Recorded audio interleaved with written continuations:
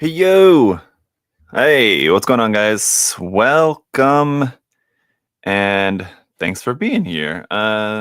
Just a minute. Let's see. We're gonna do. How about this one? What's up, guys? It's Friday, so here we go. Feeling that's appropriate, and we've got some Zakus to build today. I will focus that up here in just a second. It's just the box you're missing out on.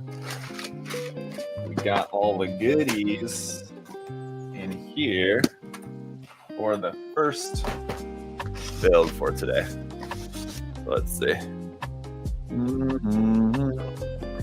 Gonna build 3 kits if we can manage, which I think we should be able to. The first 2 are HGs and also I would say relatively simple. They don't have like a ton of accessories and things like that, so it should be fairly quick. What's up, everybody? Let's see. We got some stickers and some other stuff here as well. So we're gonna start off with the AOZ reboot Zaku custom here. How would you go about making a Zaku Shiki? I saw that question. It's an interesting one. That'd be a tough challenge. So I'm guessing you're meaning like somehow kit bashing a Hyakushiki and a Zaku. They have such different design language, those two. It'd be really difficult, I feel like, to kit bash the two. But I mean, I don't know. I mean, I feel like I can imagine kind of what it might look like. This is a lot of work though. It's not something that I would want to do.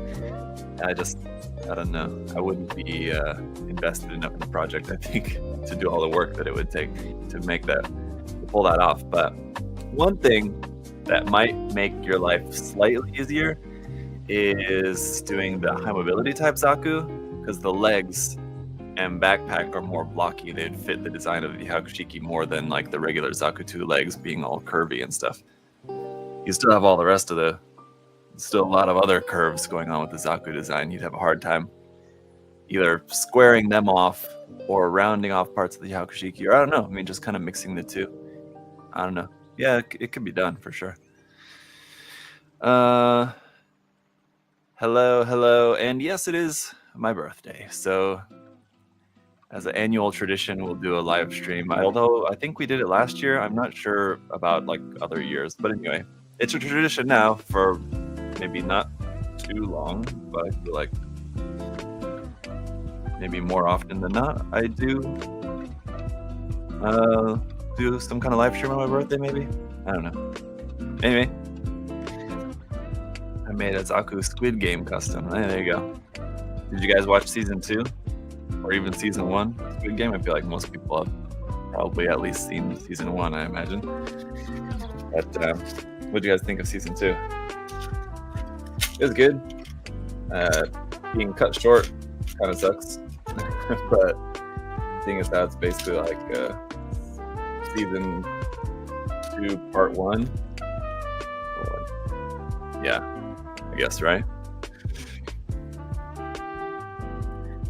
Not the bootleg, the original kit. Oh, let's see. I recently built a bootleg Gundam the Origin Zaku half cannon. That bastard thing annoys me.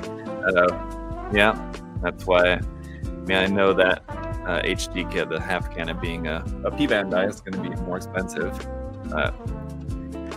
Worth the price, as long as you're not paying like, double, triple the price. But how young am I now? Well, if you can believe it, I'm turning 24 again this year. It's pretty good. I saw your message, Chris. I don't know if you're watching live, Chris, but I saw your message here about congratulating me on being 24 again. Yes. Unlike Severance, where the suspense is held week to week. Yeah, I'm really looking forward to both my wife and I we really loved the first season of Severance. I'm really looking forward to watching the second season, but we haven't started yet. And yes, congratulations to Ryan. So I think maybe in the last stream, we were saying congratulations to Ryan for representing Canada at GWC. But in the meantime, since our last live stream, GBWC finals have taken place there in Japan, and Ryan took home second place in the world finals. So yes, big congratulations to Ryan. Yeah, Ryan's message there in the chat earlier at the start of the stream said he's at a restaurant at the moment, but anyway, we can all wish him congratulations taking him second. That's pretty awesome. So last year Simon won GBWC first place for Canada, and this year Canada got second place. So, I mean, Canada's really representing there, representing for the West. Otherwise, I mean, USA and UK, France. I think that's it, right? I'm not sure if any of those have ever placed in the top 3 until Simon last year, and then Ryan this year. I believe. You guys correct me if I'm wrong on that, but starting to get some nice placement there, so it's awesome. But yeah, I mean, as I've talked about many times, when it comes to GBWC, and this is what I've talked about many times, like interviewing GBWC winners as well. Yeah, I mean, just winning for your country and just winning the trip to go over and just represent your country and just be there attending the finals with all the other representatives is kind of prize enough. Just actually placing in the world finals is just a kind of icing on the cake kind of thing, but I mean, still, I'm sure that Ryan's still pretty pumped about taking second. That's pretty awesome. So very much happy for him. What's the oldest Zaku model kits you've built? What?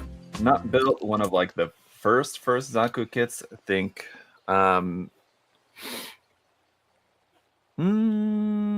actually, I guess the oldest Zaku kit probably built is maybe just the HGUC's Zaku. Yeah, that might be.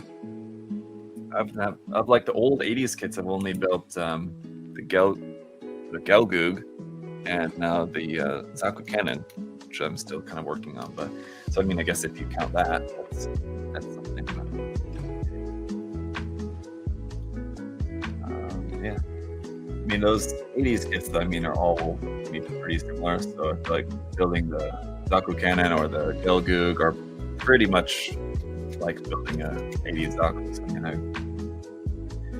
pretty much kind of built them all, as it were. Simon last year winning as a parent, Canadian, and with hand painting basically changed my life and workflow. Yeah, I mean, that was Simon's work's amazing. So that was awesome.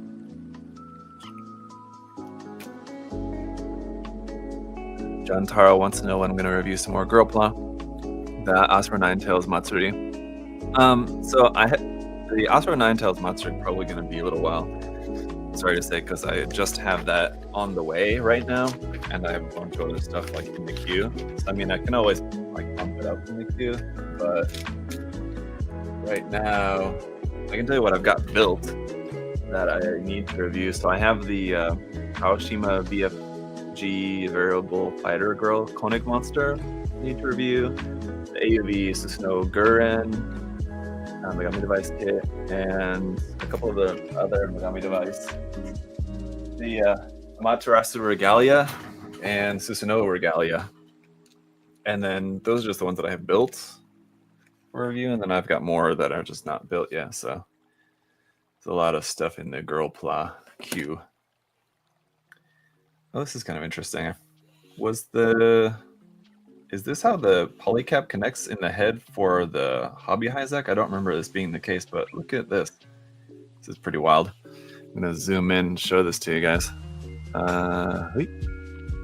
So you have this polycap, which is often used for a neck joint, but usually it's you stick one end into the torso and the other end into the base of the head.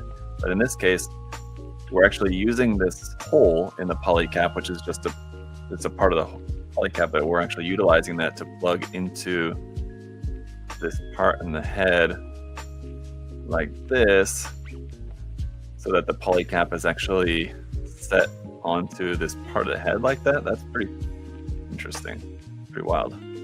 It's like really interesting use of the polycap like that. Pretty unique. I don't remember the previous Hobby Hyzak kit having that same feature. But as I understand, if I remember correctly, I think this kit is all the same, isn't it? Maybe not, I don't know. Huh.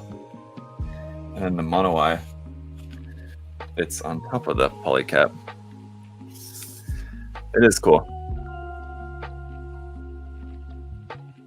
This, not very cool, but a sticker here for the black portion of inside part there.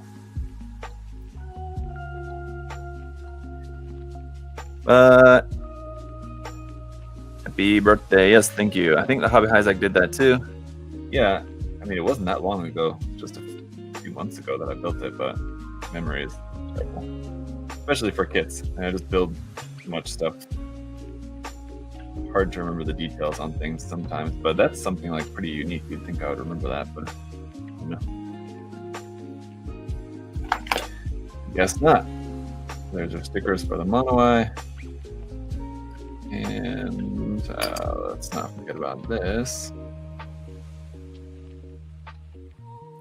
Like I was saying, the this kit's fairly simple and doesn't come with a lot. This one, unlike the Hobby Hyzak, this one does at least come with a weapon. The Hobby Hyzak did not come with any weaponry at all. This one does come with something. I wonder, I think the head is different. I don't know. I have to go back and look at the Hobby Hyzak kit. The head seems different though. Maybe I'm wrong. I don't know. But yeah, so this one comes with slightly more than what that kit did. The backpack is the same, I think, right? That's the other thing I was a little unsure about. Have you had any cake? Dewey asked. No, I've not had any cake yet, but I think my wife said she was gonna get a cake from Costco, which is a lot better than it sounds. I don't know if you guys ever had cake from Costco. We tried it for my daughter's birthday like a month and a half ago, beginning of January, and was surprisingly much better than I expected.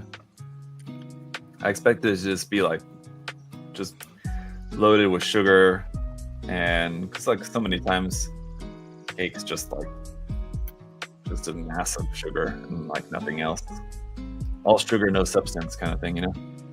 But it was quite good actually. So I think that's what my wife asked me, what kind of cake I want. I said I don't care. Cake is cake for me. It's all good. But yeah, definitely the ones that are like just sugar and nothing else definitely leave a lot to be desired. But I mean, it still tastes good. Just feels like you're just eating a mass of sugar though.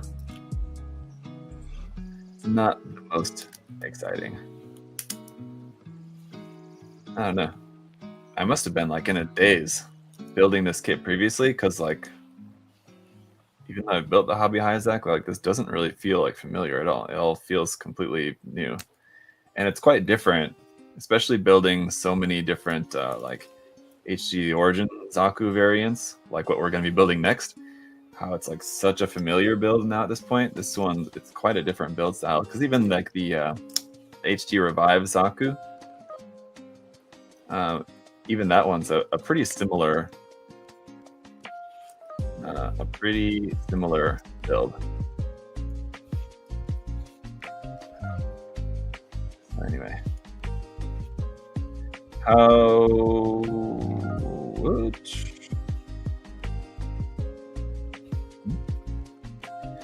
must not be right. Let's see.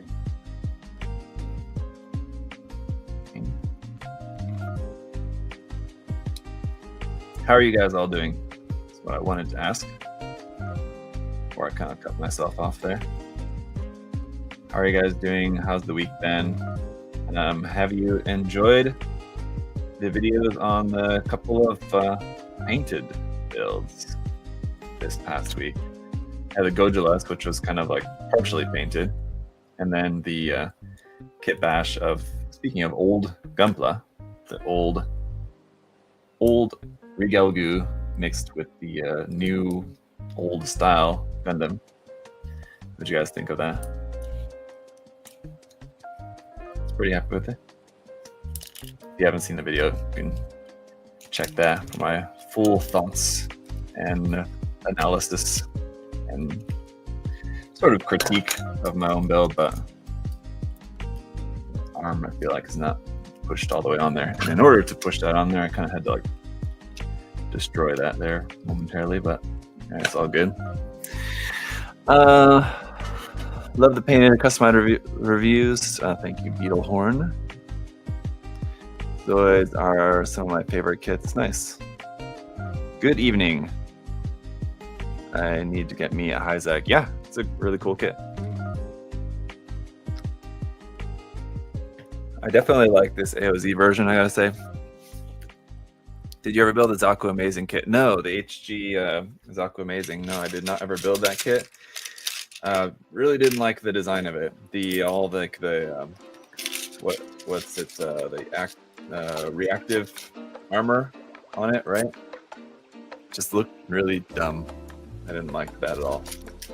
And I mean, you could just like omit those parts or change those parts to something else, but at that point, I mean, it was basically just like a regular Zaku with a bunch of goofy blocks clipped onto it. I just didn't like it. I don't know. Maybe someday I'll say to myself, let's give it a try, but it's not going to be today. And I think that kit did recently get reprinted, or it's going to be reprinted soon, right? I remember seeing something about that. So I thought about it. I thought about like maybe I'll give it a try, but I don't know. Yeah, it was not one of my favorite designs. It was one of like the really early ones in the Build Fighters, right? So I feel like that was when Bandai was kind of they didn't quite have their footing yet in Build Fighters. They really did like much more so by the second season there, especially like in the first season there. Some of the designs were definitely a lot more interesting than others. Some of them were kind of weak. That was one of the ones that I definitely felt was one of the weaker designs. Just didn't really have the juice that some of the other ones did later on. Is anyone else hyped for the Zoids Realize kits? Let's see. Like the Zarov is a really cool. Yeah, I actually thought about building the Zarov for this live stream, seeing as how it's basically like a Zaku. It's sort of similar to a Zaku, sort of like how a Tyran is similar to a Zaku, right? Something like that.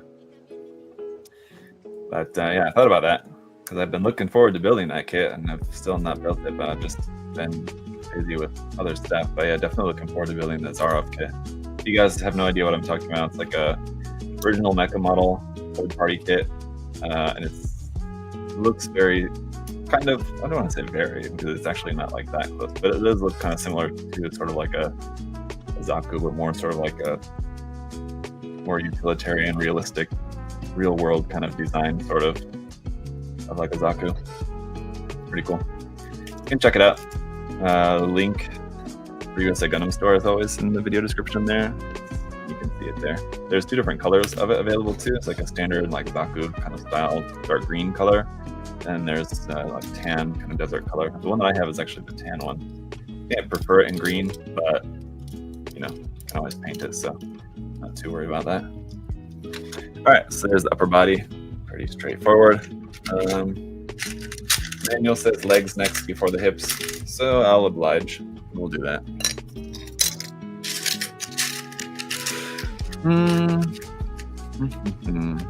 Got the marine type in blue, the Super buy. Thoughts on Seed Revive kits? Are you talking about like the new ones that are going to be coming out that Bandai announced? So, yeah, on that note, you guys may have seen that Bandai had like after their initial like Hobby Next Phase event where they announced, what was it? I don't even remember now. The MGSD Aerial, the RG Wing, etc. Then a couple days later, we got the announcement of the PG New Gundam. And then a couple days later, we got the announcement of MG Barbatos Lupus, as well as new HG Seed suits. But I'm not certain, and based on what I've seen so far, it's not clear if it's going to be like if they're just announcing a new kit or multiple new Seed Destiny kits. So it's definitely, I've seen some people talking about online, they're trying to decide like which Seed series it's from. It's pretty clearly Seed Destiny. It shows in the image that Bandai posted. It's Seed Destiny, even though at the top it said Seed series, but Seed Destiny is a Seed series and it shows Seed Destiny. So it's going to be something from Seed Destiny. In the Japanese, it just says mobile suits, but like the Japanese of mobile suits, like if you just put that into English, it'll add an S on there, but that doesn't necessarily mean that there should be an S on there. So just based on like how that Japanese character would be spelled, or like that Japanese word would be spelled into English. So it's not clear if there's going to be more than one or just one new HGC Destiny kit that they're teasing. It's just a translation thing, and as far as I've seen, I've not seen any clarification as to which translation is correct, if there should be an S on that or not. So I don't know. Anyway, as far as what it could be, I mean, I really have no idea. I wouldn't even want to guess, just because I just have no clue what it might be. It could be something that we already have, and it's just like a revived version, or it could be something that we don't even have out in the line yet. So I mean, it could go either way. Really, no clue. Just want a Goon kit on the level of the Zaku. I mean, yeah, there's a lot of things, yeah, that we don't have good modern kits of, like at all. Praying for a Blue Eyes. Yeah, I mean, there's a lot of different options that it could be. Zaku Warrior would be cool. And thank you to everyone who's leaving birthday wishes there. Thank you, guys. So one thing you'll notice, aside from that polycap we used in the head, we didn't use any polycaps in the arms whatsoever. There are a couple in the legs, though. So let's see here. Oh man, the old 2001 Zaku Warrior kits are my first one. Yeah, I mean, that's the thing with the Seed kits. Seed and Seed Destiny HG kits are not great. And I've talked about this many times, but yeah, just like those Seed HG kits just came out at a time like right before HG kits like started to get really, really good. So I think it was like right after that is when they started going into Age, I believe. After that, the Age HG kits are fantastic. So yeah, a lot of like Seed and Seed Destiny and like the Seed and like Stargazer and the Seed MSV stuff that exist in that those HG lines. There's a lot of really cool mobile suit designs, but it's just unfortunate that like the kits aren't great. So definitely would be cool to see some new updated versions. Kind of any of those would be nice, yeah. There's a lot of good options, but let's see. Is that right? Okay, so it's a bit different in the photo or something. I don't know.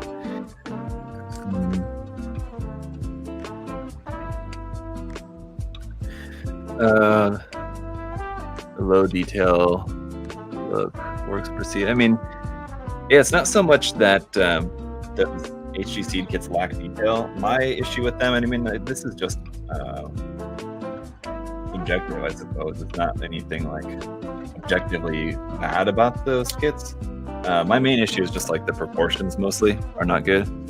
That, I mean, and just like generally the construction, lots of seam lines, lots of missing colors and things like that. So lots of room for improvement if we're going to be getting new updated versions of any of those. But the main thing for me would just be like updated proportions, just to make those look better.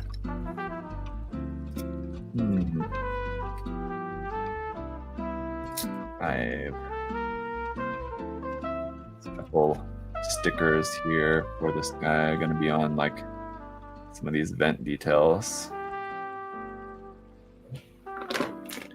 Gonna take a little bit of work to get this like worked into place too.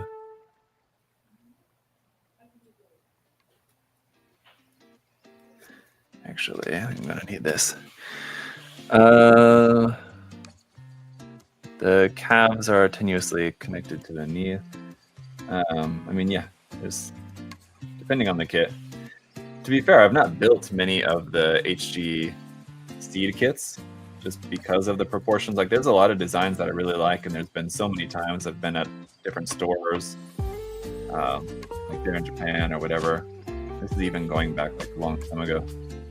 So obviously they've been out for a while, and there's different designs that like look really cool.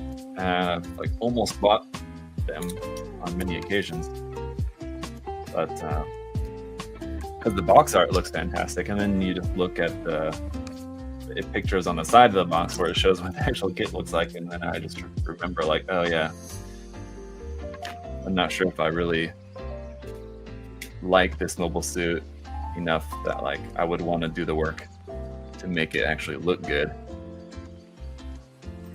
Like, cool mobile suit design, but it's gonna take that much work just to get it to actually look decent. You know, I'll just wait for a updated version or something. I don't know. So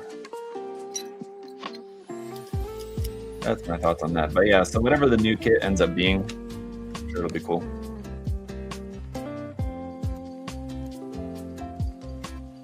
It could end up being something huge because we're getting like, normally we don't, I feel like we normally wouldn't get a teaser like that for something as simple as just like an HG. I mean, like a new like Revive HG or just a new HG announcement, it's cool, but I feel like for that to be teased like along with a Master Grade Barbatos Lupus, I feel like there's a chance it might be something more substantial, like something along the lines of like the Destroy Gundam HG kit that we recently got, like a larger mobile suit or mobile armor kind of thing. So I don't know. What's the like lead antagonist from Seed? Not the legend, right? Maybe could be something like that. Maybe, I don't know.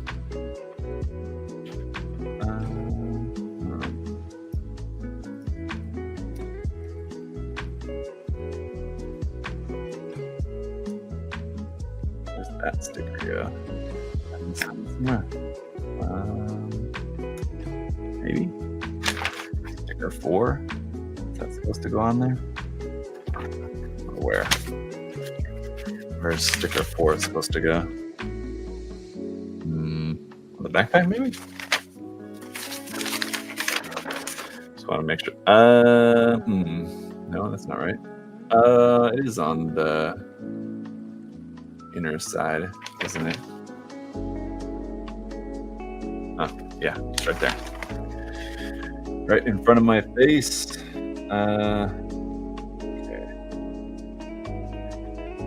Well, the Goof Ignited. Yeah, Goof Ignited would be another cool one too. Yeah, I could get behind that.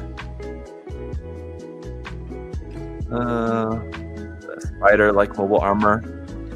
Is that the one that has like a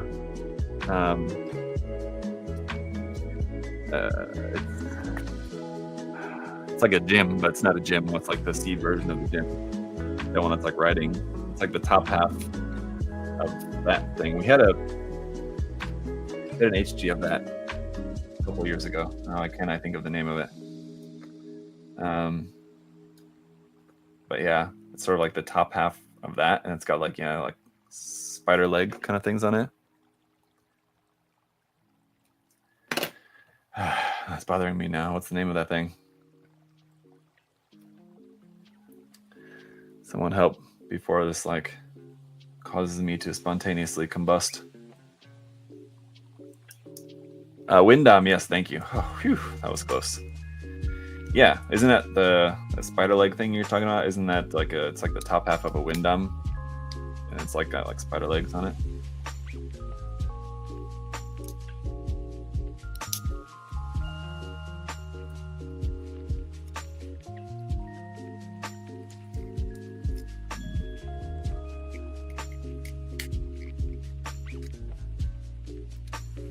Dagger, yeah.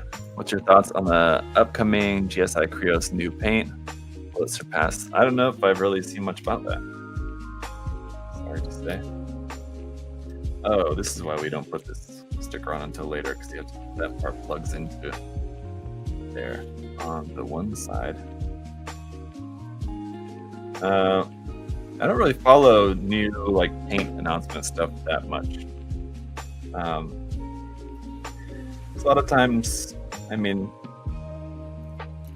my thoughts on it is that like it'll be some new color that like, I don't know, if it's a color that I need for a kit, I mean, like maybe I might find that useful that that new color is now available. Otherwise, I mean, a lot of new paint type stuff is oftentimes just kind of like gimmicky. And I don't know, not particularly interesting. I mean, I feel like I'm actually cutting this sticker a little bit because either it's a little too large or I didn't get the placement quite right, but I can just cut a little bit off the side and no one will be the wiser. Maybe. Unless I'm really messing it up, but I don't think so. I think I did just have a placement off now that I'm seeing it. Oh well. Good thing it's on the inside of the leg. Right here. But yeah, I mean, okay. Anyway.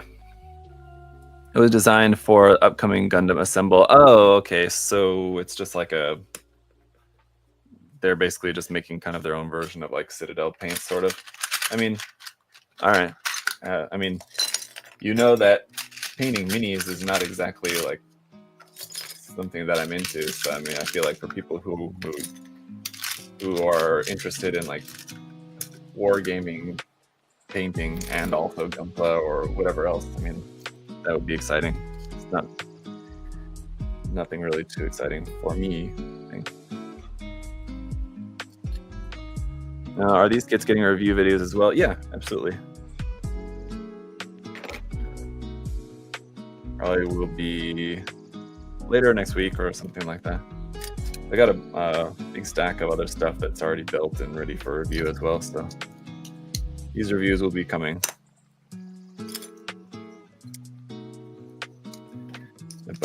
Just a bunch of stuff. Bunch of things in the works. So don't you worry.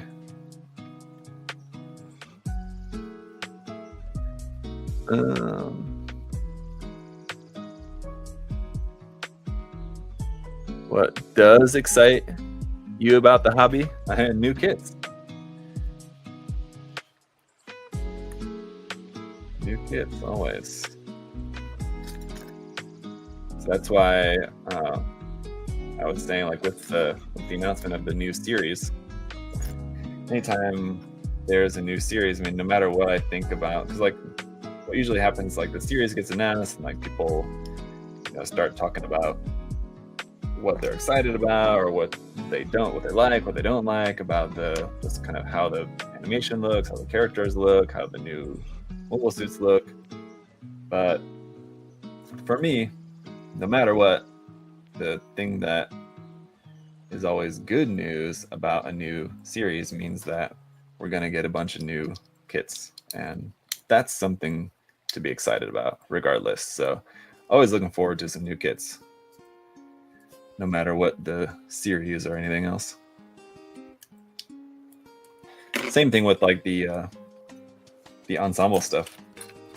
Like, I'm not really into mini stuff generally. I mean, like, I have a couple times built some like small scale, mini scale, sort of like Gundam kits, mini Gunpla, and I do like that, like from time to time.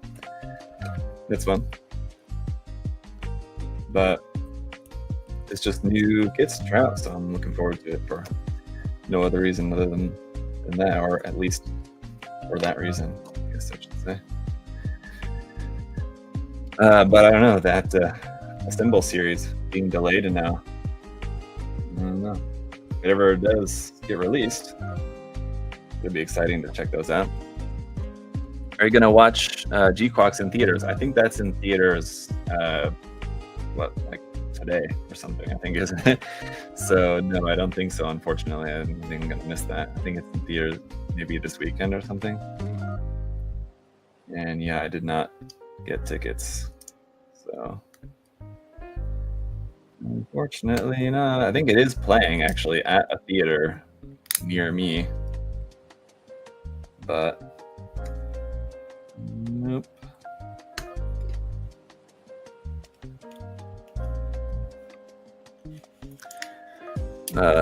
Date night for me and the missus to see. Nice. Yeah, my missus would not at all be interested in going to watch that. We are, however, I will say, in just talking about upcoming movies that we're excited about, we're really looking forward to seeing Mickey 17. It's the new Bong Joon-ho movie. So that'll be really cool. Looks good. And obviously, Bong Joon-ho is a pretty good director. One of the best.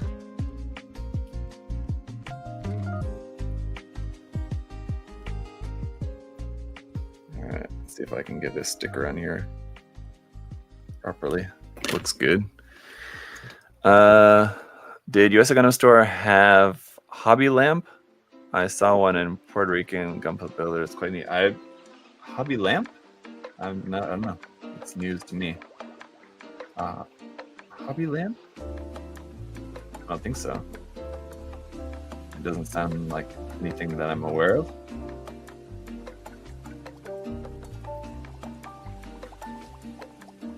Oof. Well, I think I got the one sticker on here better, but the other one worse.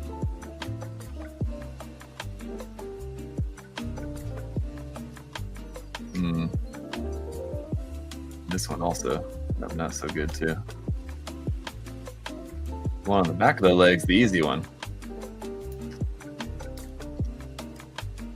Oh, rats!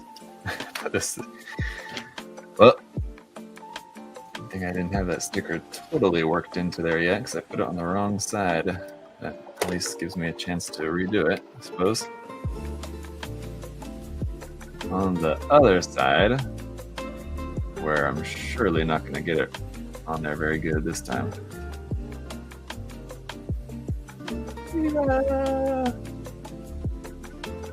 Yeah.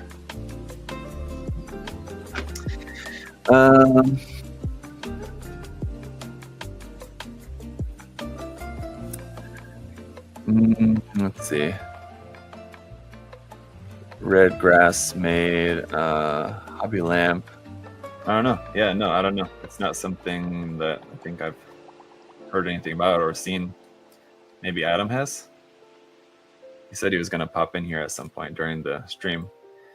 Obviously, we did not. Well, I don't know. Maybe if it's obvious to you guys or not. But if you typically watch the USA Gundam TV channel live streams with Adam and I, you may have noticed that we did not have a stream today. We were supposed to, but Adam wasn't able to. So that got delayed. But he is around. He has been here. I think he's still here. And he said he was going to pop in during the stream, but obviously he hasn't popped yet. So if he does, I'll ask him if he knows anything about the lamp. Finish the Saber Tiger's 2 front legs. Hey, there you go. Progress. Polycaps. He does have a Gundam RX-78 toy he loves. Oh, I think you're talking about your son, right? my son built an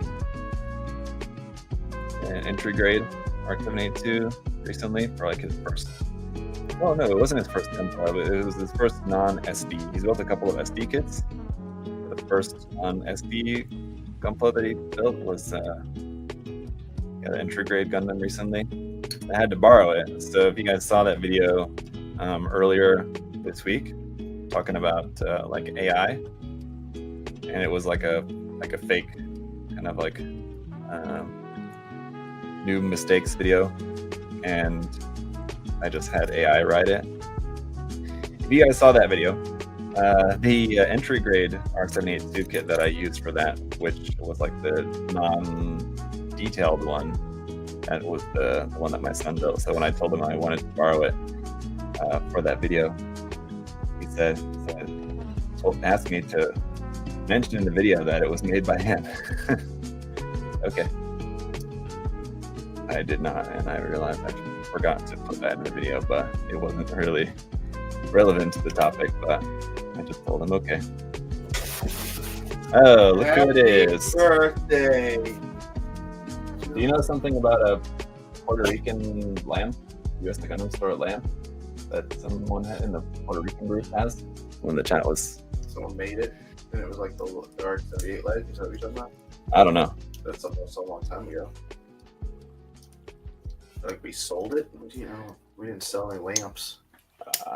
Based on what he said in the chat, it sounded like it was like a USA Gundam Store, like someone made like their own lamp, but it was maybe like had a USA Gundam Store logo or something on it. I know somebody a while ago made like an R78 leg, like the lamp from Christmas Story. Yeah, but there you have it. Yeah. All right. Happy birthday. Thanks. It's Zach's birthday in chat. I think they know that. Zach's birthday. It's in the Zach's birthday. It's in the thumbnail for the live stream. So. Yeah. Yes. Where's the birthday pizza? We did have pizza today. Not like for my birthday, but we had pizza and leftover like taco stuff too. Tijuana flats from yesterday. Yeah. Thank you. Obviously, you didn't leave early. No. Okay. Just as long as it's before 5 at some point. He might pass out. Oh. I don't even know what left yet, Alan. All right. All right.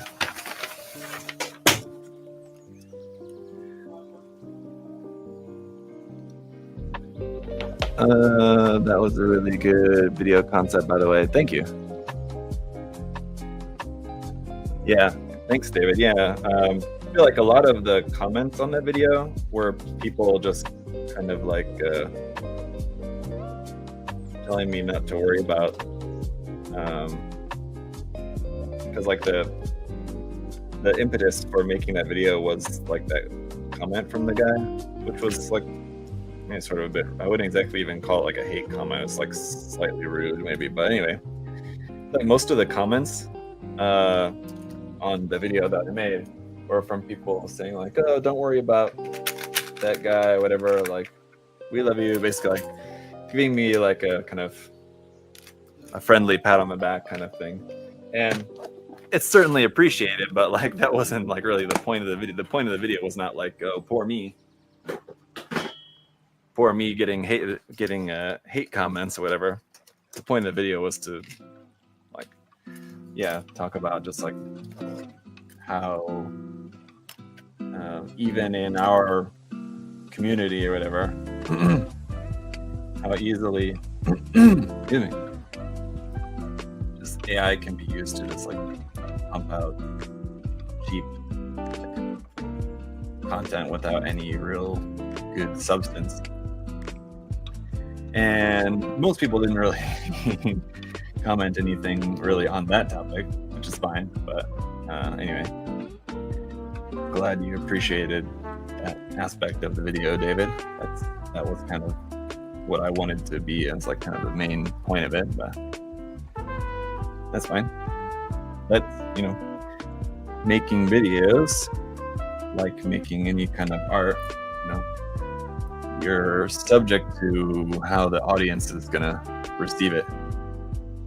So, that's what people got out of it, then that's what they got out of it. So I really like this rifle design. It's really cool, quite unique. It folds for when it's stored onto the backpack. Otherwise, it folds out like that. This part, I don't know really what the point of this part here on the top is that folds up, and the secondary handle folds out.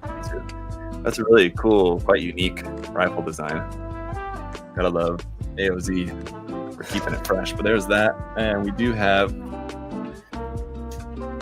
a couple of marking stickers. Basically just for Titans logos, and not Titans Test Team, just regular old Titans. One for the front skirt, and then you just have like an extra one as well. And this is gonna look really bad because it's just a big square.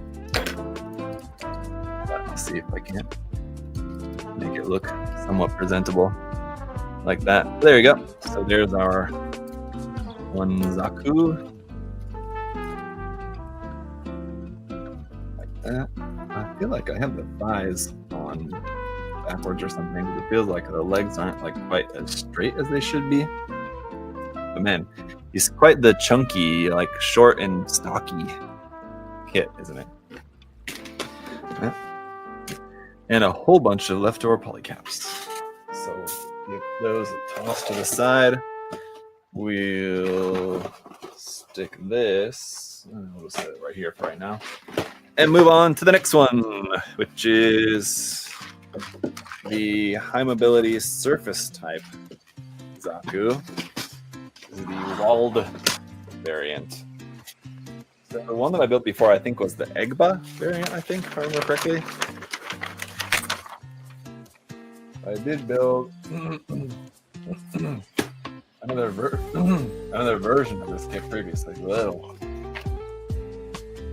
This does not have any stickers, just the same kind of black and white plain manual here, but it does have a bunch of water slides and a lot of water slides for all the camo on there. Probably not going to have an easy time with those, but I'm not going to use them.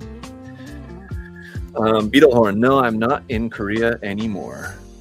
Nope, moved 3 years ago, more than 3 years ago now.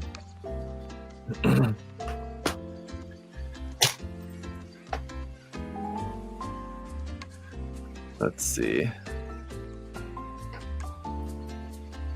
Hope the entry-grade Wing Gundam is a real item. Oh, is that going to be a thing? Not heard about that, but I'm guessing that's just like a rumor or something, maybe. But yeah, I've not heard anything about that.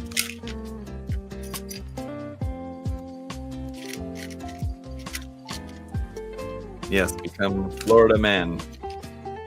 Not had any run-ins with like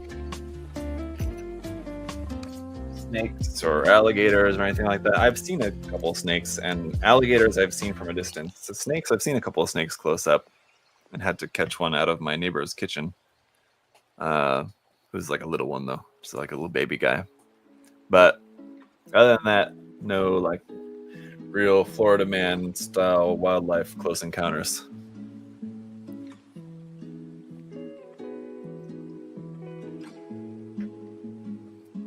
There was an apparent leak about an entry-grade Wing Gundam. That's interesting. Yeah. I mean, like I said, with the Wing Zero making the 4th version of the Wing Gundam in the RG line, it's pretty clear that somebody likes the Wing Gundam there at Bandai. So I would not be surprised. I didn't think that Wing, just like as a series, was that popular in Japan. I always kind of get it confused. Sometimes like people will say like some certain series was more popular in Japan than others, or which, and I was thinking that Japan Wing was one of the ones that was not that popular in Japan. But maybe I have that backwards. I have it mixed up. Apparently, I mean, it must be. It's all the different Wing kits, but hey. The new Wing Zero RG looks really, really nice, so I'm definitely looking forward to it. How about frogs? Oh yeah, loads of frogs. Yes, little baby snake. Yes, John. And yeah, lots of frogs. Thank you, Farthest Goose, there on Twitch. Thank you for the birthday wish. Kakarot video mentioned a Canadian store online listing an entry grade Wing Gundam. I mean, maybe they just had it listed wrong. Because I know, at least speaking from experience here or us at USA Gundam Store, we don't get any information like leaks, sort of. And it wouldn't be a leak; it would be like Bandai letting anybody know. And I mean, it wouldn't even be like letting us know as a store. It's more like letting Adam know about a release ahead of time. In which case, it has happened in the past, but not for a long time. It hasn't really been a thing. So if a Canadian store somehow got that news early from Bandai, I mean, I don't even know why they would. I mean, my guess is that that's just a mistake, that they just meant to list the RG wing and for some reason put it up as the entry grade Wing Gundam. I mean, that would be my best guess on that, just because based on how we get information from Bandai and then how stuff gets put up for pre-order like that. I mean, even if it was the case that someone from Bandai told us here, or again basically just told Adam yeah, we're gonna have whatever such and such kit coming out later this year. Obviously, Adam would not be going to put that up for pre-order on the website without anything confirmed, without that being able to be something that we can even order or anything like that. Yeah, so I mean, unless don't want to call anybody stupid, but I mean, if some Canadian store did get word from Bandai, if somebody at Bandai told them hey, we're working on an entry grade Wing Gundam that's going to be coming out later this year, and that person did even accidentally put that up on the site for pre-order, I mean, that'd be really, really dumb. So dumb that I cannot imagine that someone would do that. I mean, that's a big mistake. It's not the kind of thing that you could just do accidentally. So my guess is that they just meant to put up the new RG and they just titled the listing wrong. So I mean, that's my best guess on that. But I mean, whatever we end up getting for the next entry grade, I do hope we get another entry grade at some point. I mean, because the line is really cool, but we only have a couple of kits, at least Gunpla anyway. We do have some other non-Gunpla stuff, but it would be nice to get some more entry grade at some point. So hopefully we will get something. The Wing wouldn't be my first choice, but I mean, I'm sure it would be a fun kit regardless.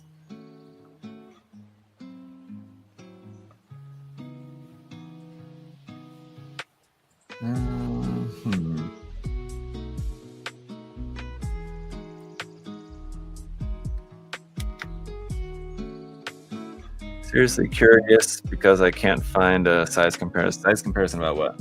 Sorry, I missed the thing there. Dalong. What's this? HG Ava. Oh, yeah. So the HG Ava kits from Bandai are larger than the RG. Yeah, you can't really go off of what you would expect for Gunpla scaling. You might, if you didn't know, you might just assume that HG Ava would be similar in size to a HG Gundam kit, but it's not at all. HG Ava kits are actually closer to master grade Gunpla, and just in terms of the size.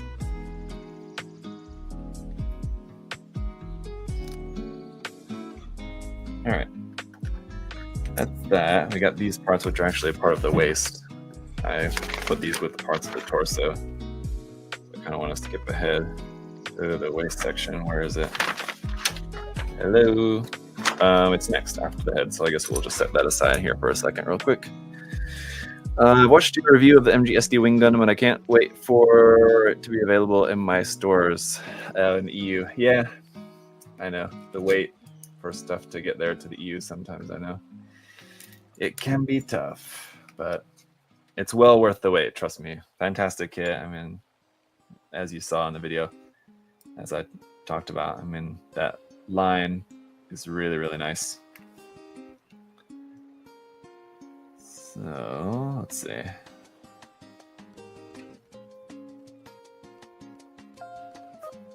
Oh, yeah. We don't have a sticker for the mono eye. Putting together the head here and reached for a mono eye sticker. That's kind of as a habit, building an HD Zaku kit. But yeah, we don't have stickers for the mono eye. For some reason, with these kits that have the Orsai decal sheet, which is great, I definitely appreciate having the decals. But it's kind of weird to not also include just some foil stickers, at least like for like the mono eye. And maybe, I guess maybe that's pretty much it. I guess maybe for like the camera lens and the sniper rifle too would make sense. Like a couple of stickers you would think would make a lot of sense, but I don't know. Only decals. Kind of a weird thing. It's like typically Bandai just only gives stickers and no decals, which is weird because most other model kit companies will give you decals, as they should. Bandai is the weird outlier that doesn't like to give waterside decals with their kits. Then in the chance that they do, then they don't give you stickers. So, yeah. You just can't win.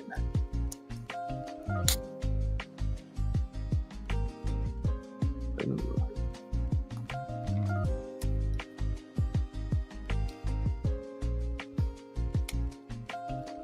Wow. These front skirts, I would assume, can be clipped apart, but let's check, make sure before we clip anything.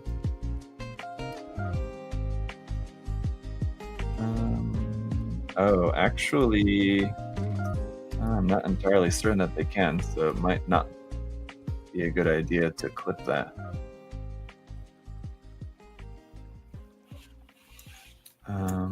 Let's see. Yeah, no, they should be okay. Yeah, okay. Should be good to cut these apart. It'd be funny if the entry Wing Gundam doesn't have wings. Yeah, kind of like the new Gundam, not having the funnels. That would be funny. Yeah, that's kind of suspicious. I mean, like, just thinking about like the trend of entry grade kits all being like fairly simple designs, the wing would definitely be a break from the norm, being much more of a complex design.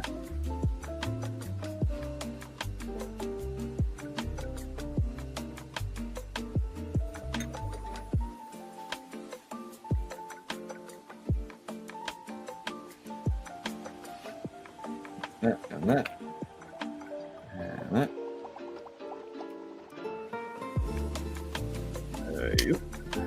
Oh wait, oops, hang on. That's not right. Other side.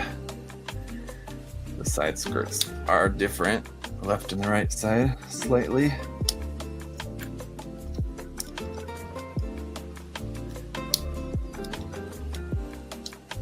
Well, there we go. Oh yeah. Right here. It doesn't fit on there tightly at all, right? Just like that. There we go. I really like the design of this high mobility ground type Zaku. It's pretty cool. The side skirt's gonna always be sticking out like that, or do I have something wrong? Maybe I do. I think I might have those wrong. Rats. Okay. Let's see. Let's take these out again. if I can. Which Zaku kit is this? Farthest Goose asks. So this is the, here you go, high mobility surface type Zaku. It's from Kokoro's One's Island. I was assuming that these brown parts are the same, but they're in fact not. It would seem. Let's try this. Yeah, I think it's right. Yeah, that's much better. So okay, just had the wrong parts on there. That's much better now. Lovely, thank you. Pretty new to Gunpla, just finished building my first MG. Oh, nice. What was your first MG? Did you refer to my list? I think, what was the title of the video? Something like best, I don't know, it might have been something as obvious as best first MG, something like that. But I had a video on the topic. Barbatos, oh yeah, nice, perfect. Good choice. Definitely one of the more somewhat complex MGs though too. So I mean, if you had no trouble with that, then you should be good for pretty much anything else that the line can throw at you, because it's about as complex as it gets as far as MG kits go. What's your army list of Gundam Assemble? What did we see? I don't know. Is your Korean fluent? No, I'm not fluent. I mean, in just kind of normal conversation, I can understand kind of most things. I can follow conversation usually pretty well.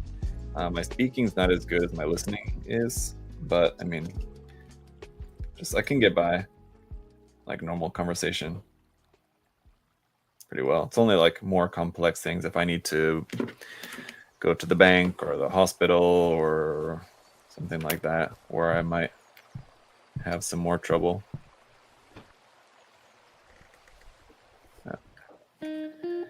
It's all right. I mean, it's not near as good as what it should be for living there for 10 years, but I didn't like actively study, which I regret. I should have. I mean, I just obviously living there for a long time, you just kind of naturally pick up on a lot of stuff, especially like the most common like language that you would actually use day to day. So that's why that's the part of the language that I am decent with. So, and it's only the, like I said, more kind of complex subject material that you would not come across on a daily basis. The kind of stuff that I'm not very good at.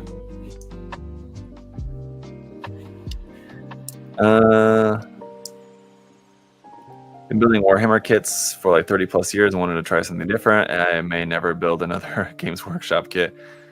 I have a choice of 3 RG kits up next. Nice. Yeah, that's a bit of a trend lately, isn't it?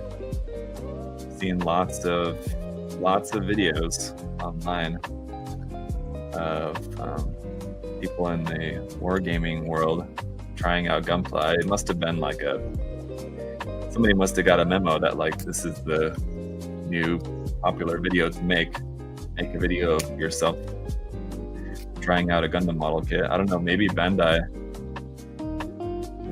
reached out. Oh, you know what? I actually do kind of wonder if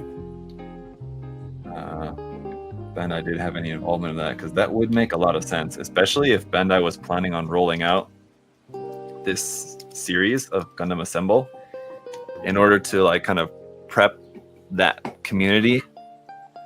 They like got a bunch of content creators and like the wargaming community to try out Gunpla, so that like people in that community were just kind of just more aware of Gundam and Gunpla generally.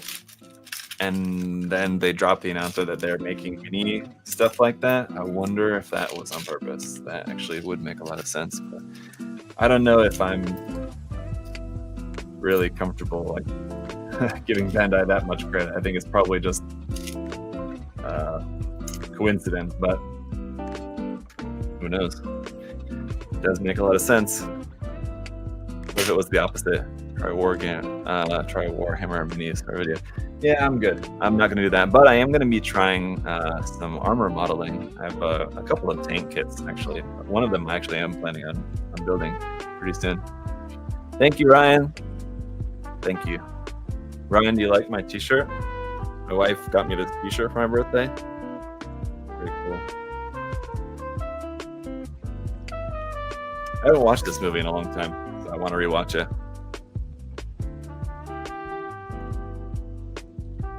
But just wearing this shirt keeps reminding me of one of the funniest moments in the movie, where like towards the beginning, when they're on like some interview show, and interviewers like, people say Esteban is the brains behind Team Zissou. What is Steve? And he said, he's the Zissou. So all day I've just been saying, he's the Zissou. Classic. Such a lovely film. But yeah, I haven't watched it in quite a while. So I want to rewatch it. My wife and I, when we were sitting down to watch a movie, probably a couple weeks ago now at this point, but we wanted to watch Darjeeling Limited, a different West movie. But we couldn't find it on any of our normal streaming platforms, unfortunately. Yes, good taste. I think she knows that I like this movie in particular, but I think the other thing was that she, I think probably she just searched for like a Bill Murray t-shirt, just because she knows, like, aside from being a fan of this movie, I'm just generally a Bill Murray fan. But this one kind of killed two birds with one stone, sort of, as it were. It's a Bill Murray film, one that I particularly like, but yeah, I feel like pretty much anything I would like. Starting to watch miniature channels. They usually are experts in dry hand brushing, skill I'm bad at. Yeah, for sure. There's a lot that you can learn. I mean, like, I've said this many times, but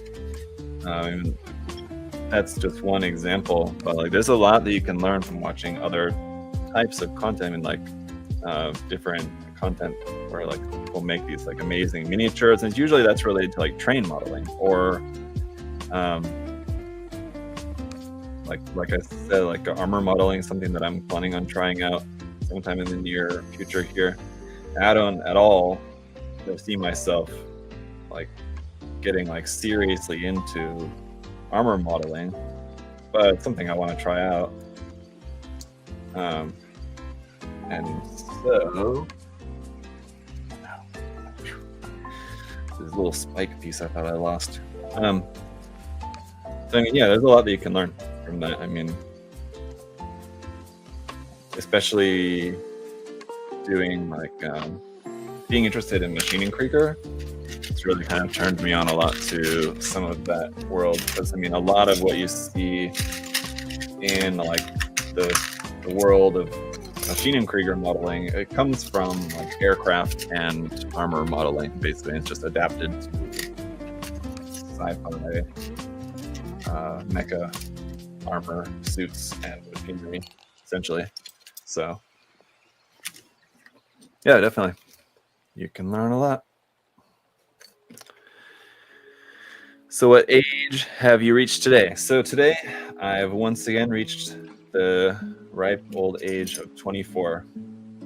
It's amazing, but it just keeps happening. I don't know. It's weird. But hey, I'm not complaining, right? Do you own a resin printer? No. Have you designed and printed stuff for customs? No, nope, I have not. I've painted a couple of like resin printed things, but not ever done any like designing or printing for myself.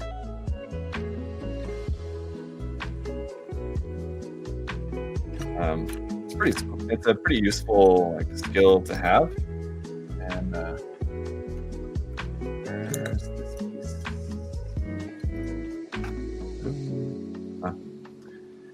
But I mean, I just don't have the time. I just would not have the time to get into that and learn the skill and just everything. You know, there's only so many hours in the day.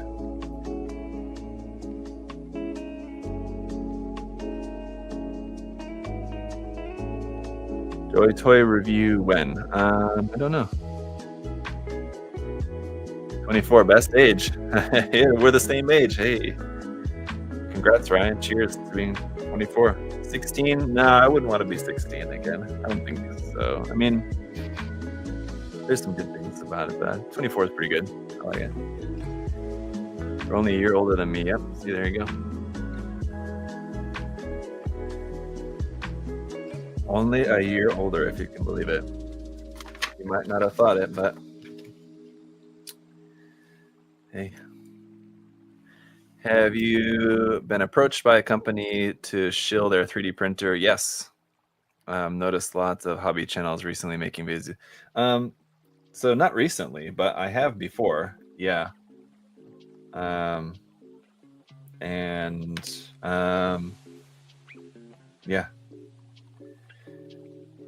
There was, I can't remember the name, the brand. Actually, I reached out to one brand one time because I wanted to. This was a few years back. I wanted to maybe try getting into it. I'm kind of glad that I didn't now, just because, like I said, just something that I just don't have the time for. But at the time, I was thinking it would be kind of cool to try it out, and if there was a company that was willing, send me something, I wanted to give it a try. But so I actually did. I reached out to a company to see if they would want to collaborate, but I didn't hear anything back. It all works out though. Do have not a 3D printer, but a different type of collaboration video coming out middle of next week. That's pretty cool. I hope you guys will hope you'll check that out. I can't say because I literally signed an NDA to not talk about it or not say specifically what it is, but I'll just say it's something pretty cool. So stay tuned next week for that.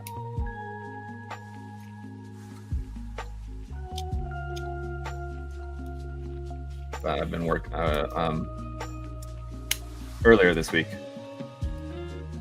That's why the videos have been kind of sparse here on the channel this week, because I was working on that video for that. Looking forward to it, whatever it is. Yes. That reminds me of my daughter. She was really funny one time, and this has become a running joke now. We often just joke about this / tease her about this sometimes. But we were at a store. I think it was at Target, or was it Target? Maybe. And we were there, and my kids had gotten gift cards for Christmas or something. So it was a couple years ago, but they had gotten gift cards, and so we were there for them to pick out what they want to buy with their gift cards. And so we're going around the toy section. There's the wall of board games and stuff, and my daughter just goes up. There was some board game with dragons on it or something, and she just goes, "I want this, whatever it is." It's so funny. She had no idea what it was or anything. She just saw the box and just, "I want this, whatever it is." We always tease her about it now. It was very funny. We'll say it when we're at the supermarket or something, or at a restaurant. They're like, "What do you want, Lemi? I want this, whatever it is." Stuff like that. It was very funny, very cute. And at the time, she would have been 5, so it's totes adorable. Hello, Goose. I remember when Target carried Gunpla. They still do. I mean, at least the Target here does, and I would imagine most do. They don't have a lot, and they don't always have it. I mean, but usually they at least have a couple of things. Excuse me.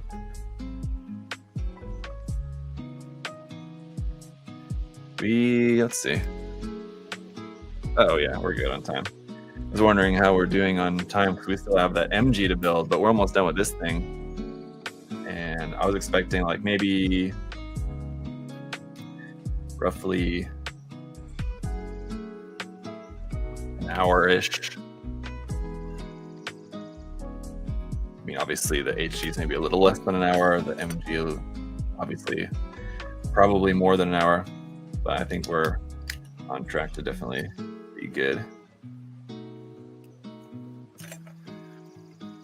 Hey, what's up, Patrick? If you like Wes Anderson, you should use checking out the Wes Anderson collection book series. I don't know if I even know anything about that, but thank you, Patrick. I'll also take the opportunity to say thank you again to Patrick publicly. Patrick actually sent me a gift aside from the super chat there. Thank you for that. He actually sent me a book for my birthday as well. So thank you so much, Patrick. It's a really cool book. So I've been showing it to everybody, here, and then taking it home and showing my family. It's really cool. It's like a book of like maps from like famous movies. Like map. It's like all this like really cool. It's just like an illustration book basically, but like it's great if you like interesting illustration work, and then also if you like just movies.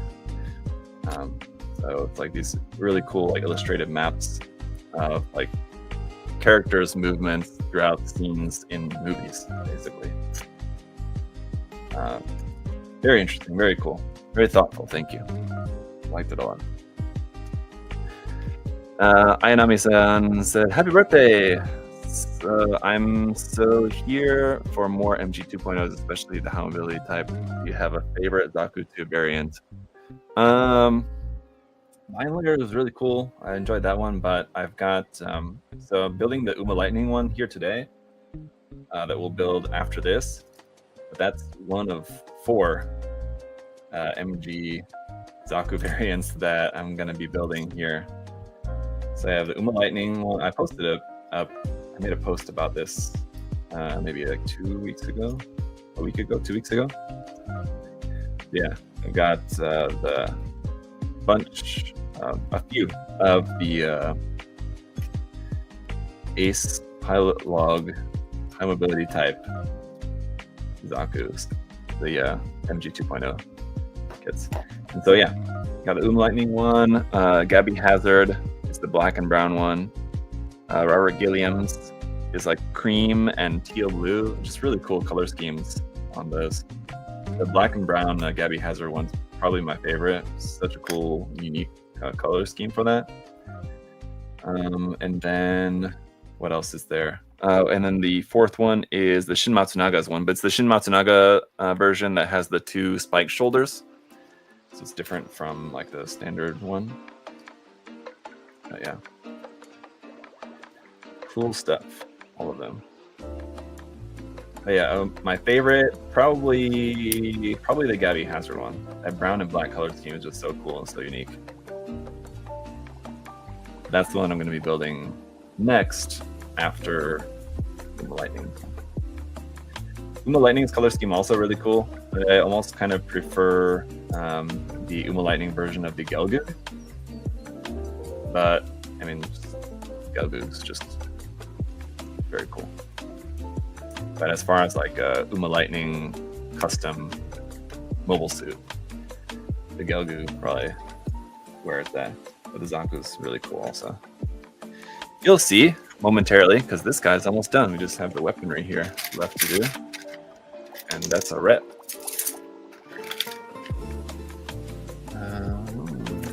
Got a couple of parts here. I have a few leftover parts. I'm just gonna set out here to the side just so we don't get mixed up. Leftover parts for this kit are basically just for the legs, or like the regular version of the legs. there's a... Oh, no, there's not. Right. Okay. Two different versions of the rifle. You have the original, like, anti-ship rifle that came with the very first Char's Custom HG, the Origin Zaku kit. And then we have a new version with this one that's really cool. Love Shin Matsunaga Zaku. Yeah, definitely. But I definitely prefer the Shin Matsunaga one that I have, with the two. It's just all white. It has less of the regular version, has more blue on it. Anyway, this one's different because it just has the two spiked shoulder shields, and it has the really cool like kanji like markings on the shoulders. And it's more white. It's really cool. What MG are you going to build? So yeah, we'll get to that here in just a second. Let me just finish up the rifles. So we got the anti-ship rifle and the anti-ship rifle shorty. Goofy name. But yeah, the shorty here has a really interesting design to it. Has like a spiral muzzle. If you look here, I think this would be the muzzle, right? This part. I like spirals there. Different, unique, right? So that's pretty cool. That's just those pieces, and then we've got 3 of these clips or magazines, or what's the correct word for these that we have for this. One will clip into the rifle, and the others just can be attached onto the side skirts, I believe. No, the shoulder. That's pretty cool. Like this, like that, onto the shoulder shield. It's pretty cool. I love when they actually take advantage of storing like weapons or something here on this shield. It doesn't really make sense. Like realistically, the shield is supposed to like actually protect the Zaku, so why would you want to put your ammunition right there where it's just gonna explode? But hey, I don't know. Whatever.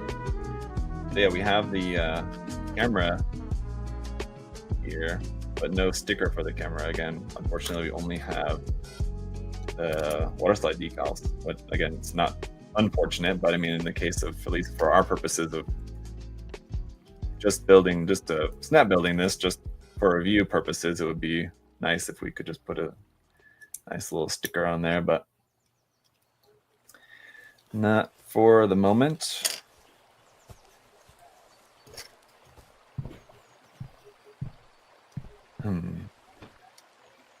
Right, there we go.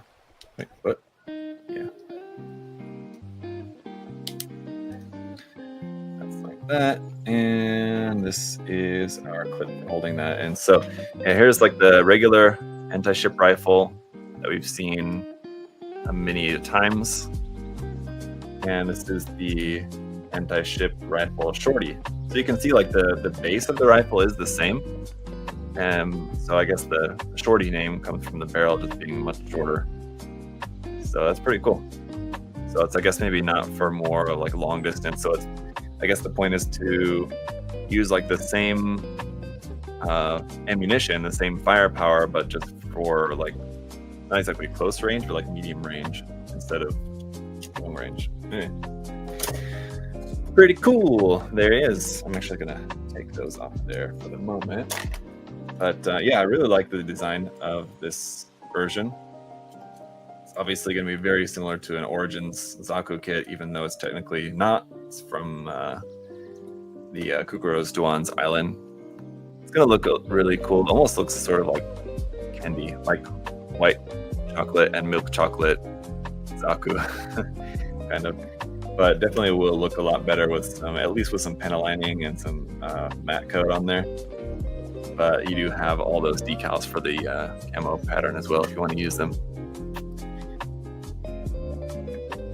He'll paint it someday. It'll never be seen again. Yeah, pretty much. Someday, I hope to paint this. Not going to be today, and probably not day after that, or anytime this year, or even decade. I don't know, but anyway. Yes, now for the energy, and one thing I'll show you guys too. So we do have our full manual here for this, sort of. It's a little different from normal, but at least it is in color here. So we have Uma Lightning's Zaku 2 design here, but nothing really too much interesting to see on the inside. Even like the center pages is just our parts list, but the parts list is all in color, which is kind of nice. But it's just basically to show you the difference, because like for this one you have 2 B runners, one's in white, one's in blue, so you need to use some parts from the white runner, some parts from the blue runner, so it's pretty clearly laid out for you, which is nice. But yeah, otherwise nothing really too much to see here in the manual. You have a decal guide here on the back. That's pretty much it.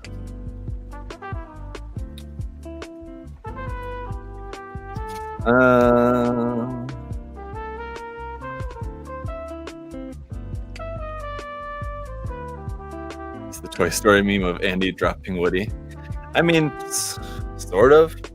I guess so. Still waiting on the down bash. Yeah, I know. I've got it up here. It's up on the shelf. This shelf above here is all like work in progress stuff. Anything that's at like any point of work in progress, whether it be just the kit is built and like I just have the idea up here, but nothing's actually really started other than that. Some stuff is actually like primed and ready for paint. Some stuff even has paint on it, but there's like I think 1 or 2 kits that like I have started painting. One I know I want to strip the paint off and redo it, so there's that. But yeah, there's a lot of work in progress stuff that we would need to finish at some point. Is the skirt on MG the same rubbery stuff as HG's? No. Not at all. That only exists with the HG Revive, and I really don't even know why they even bothered doing that. The good thing is that they give you the option. So at least you have the option of just not using those parts at all.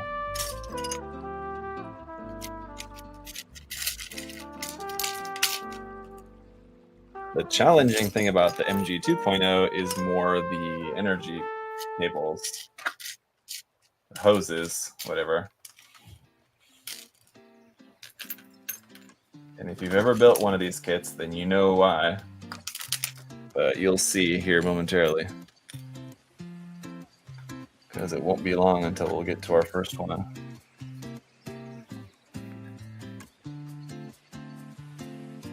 Sounds like my backlog too, all built but waiting for the actual project. I mean, yeah, most of the Gunpla I own is at least built, but there's very few kits that I have left, especially now. Like recently I've been making a dent in like the stuff that I did have that's just been like sitting in my backlog unbuilt for a long time. I have been actually making a good dent in that. There's not really much left, especially after these MG Zaku kits. There's still probably a few things that are left unbuilt, but most everything's at least built. So that's something.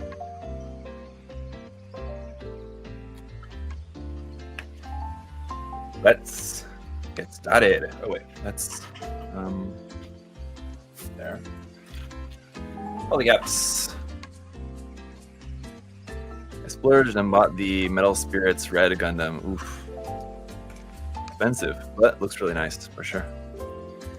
Do you ever do any car models? So no, I'm not into car models at all.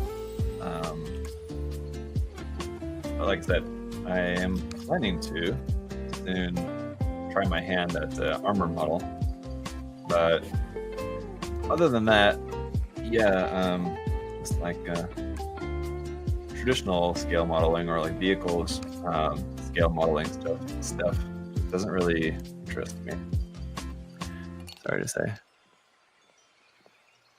Collaboration with Vince Venturella. When? I don't know who that is. Ripping polycaps out barehanded like a caveman. That's how it's done. Most of the time you can do that. Sometimes they are a bit more tricky, but usually you can. And that's just the way we do it. After just recently building the Zaku mine layer, and then after building these 4 other MG 2.0 Zaku kits, I'll surely have this kit mastered.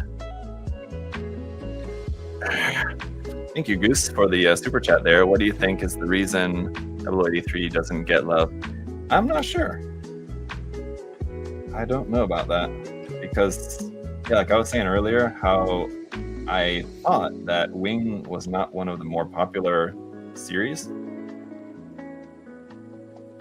If you asked me to guess which is the more popular series in Japan, Wing or 0083, I would guess 0083 every time.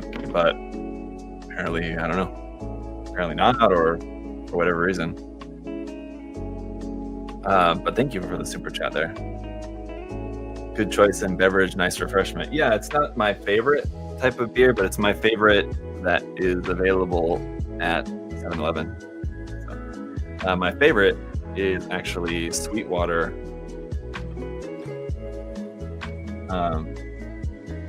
Sweetwater, they're the black variety. What's it called? It's like a G13 hazy IPA, something like that. I think it's G13. It used to be like 420 blend or something like that, and I don't know, maybe just people didn't like the alluding to marijuana, but it was very skunky beer. But I liked it. I mean, it's super bitter. The new version of it, they're from Sweetwater, is a little bit more fruity, which I'm not a fan of. It's like very slight. I like really bitter and strong IPA. I like this. Like it's like 9%, so I like it.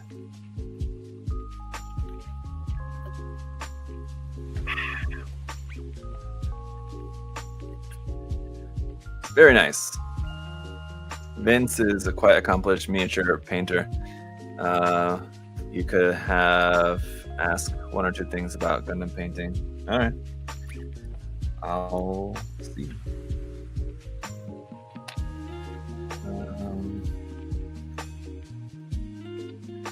Have they started adding the new Japanese style food at 7-Eleven? Not that I've seen, but I don't really look at the food stuff much. I mean, I usually just like go in, get my coffee, and leave. That's it. So I don't know. Someone else may have to chime in on that. Not that I've seen, not around here. It could be a regional thing though too.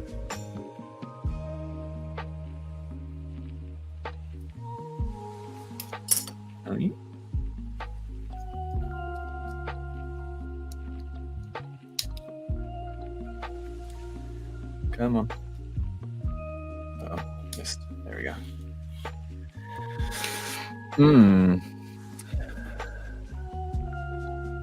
420. Yeah, like I said, yeah, 420 was the name of the beer they had before, but they stopped making it. But then they came out with something which is like basically exactly the same, I think. Very similar anyway. It is slightly different, but you got that.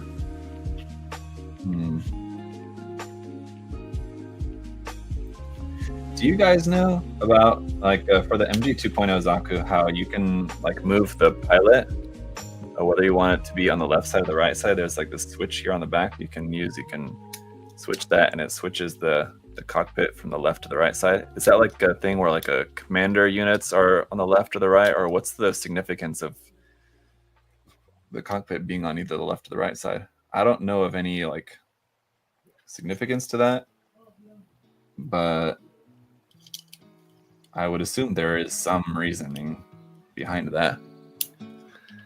How do you think about HG form from Series 00? So the HG 00 kits.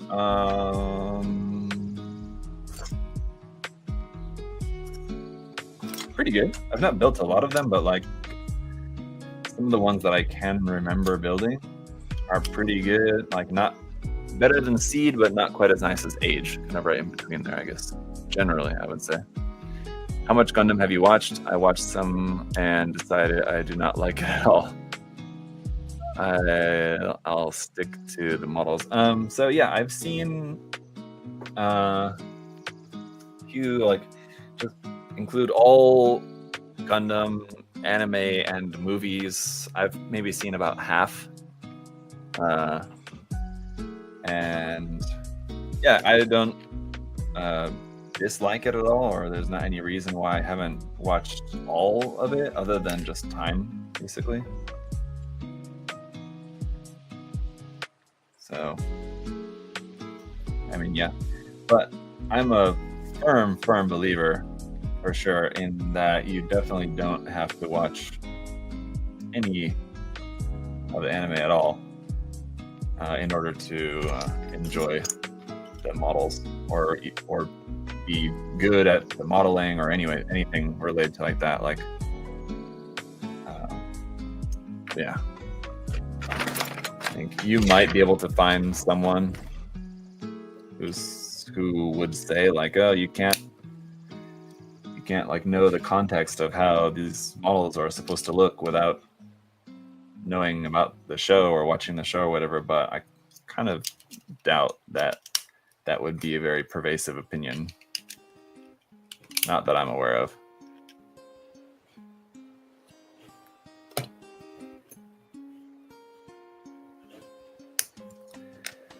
I know of some outstanding modelers in the Gundam community who I know have not seen like hardly any at all of the anime. They're just good modelers. So yeah. Happy birthday. Thank you, Trevor. Totally fine to just enjoy the plastic crack. Yep, I think so. And I think one thing that you might find, if I was gonna give you like, here's a good reason to watch the anime, I would say that it might give you an appreciation for some mobile suits that maybe weren't like on your radar at all. Like, maybe it's like if you're at the store and like looking at the shelf of model kits, maybe the Gundam Age kits wouldn't do anything for you because maybe the only thing you've ever seen about Gundam Age is that like the anime on the surface level has a bit more kind of childish sort of look to it. So maybe you're not really into the series, and so like you just immediately write off the model kits without really even like looking that closely at them. But maybe watching the anime in that case may actually make you appreciate the mobile suit designs more, and then like you might have more of an interest in them. So that's something that could certainly be possible. That would be one good reason to try watching anime. But there's been designs before where I wasn't really a huge fan of the mobile suit design until I saw an anime. Oh, okay, that's cool. Turne would be one in particular that I could name, but there's certainly been others too.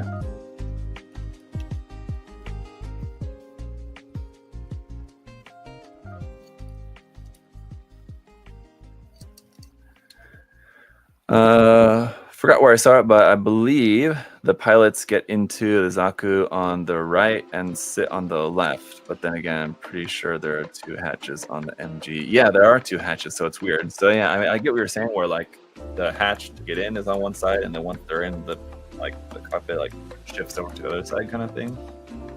But yeah, that doesn't really seem to be the case. So I don't know. Not sure.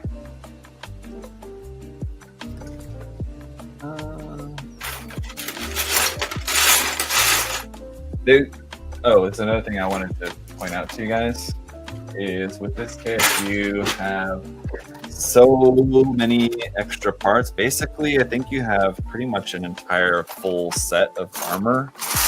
Unfortunately, not like hardly, almost none of the inner frame, so it's not like you could like make whole other sections of this, but like almost every piece of armor, you have a leftover piece in a different color. So you could very easily customize this without painting, just by mixing some of the colors. Like if you wanted the head to be blue instead of white, you have all the parts here for the head in blue.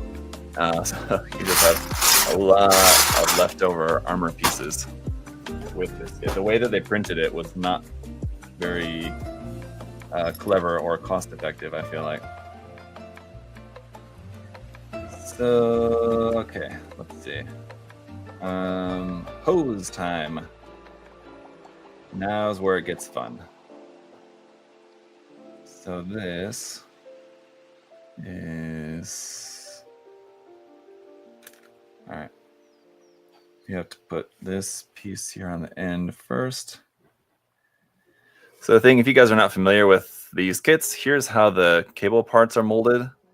And so basically, they're molded like on the pipe. This is the pipe part where they need to be on, and so they're just all the pipe parts are molded here. So you have to cut them off the runner, and then basically you slide them across onto the pipe part. The problem is, and if you've ever built one of these kits, you've probably dealt with this, is that they're really tight, and it's not like sliding them is definitely easier said than done. So it's oftentimes quite challenging to actually slide them onto the pipe part.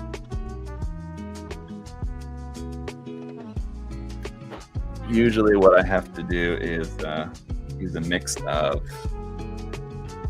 extreme strength, using my teeth, and just cutting this off and just taking them off here and then just putting them on manually. So it's kind of a pain. Much as I like the MD Zaku kits, this is definitely not fun part of the build process. And we have to do this on the torso, the legs, and on the head. So it just kind of really slows the construction process down to a halt. Just doing this part of the build.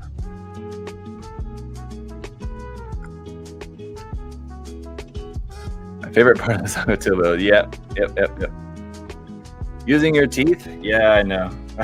Ryan, yeah, that makes sense. That you in particular would not be a fan of that, but I'm sorry.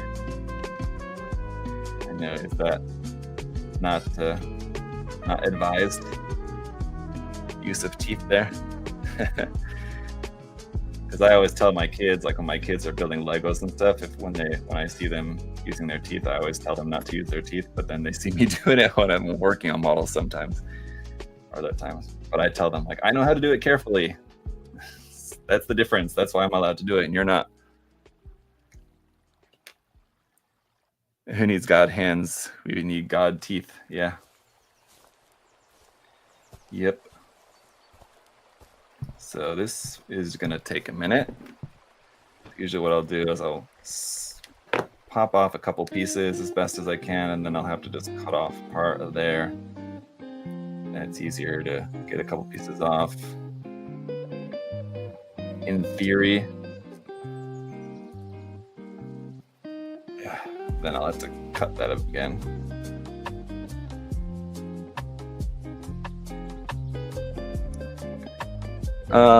You have years of experience, yes. Yeah, oh, you mean like to tell my kids that I have years of experience? Yeah.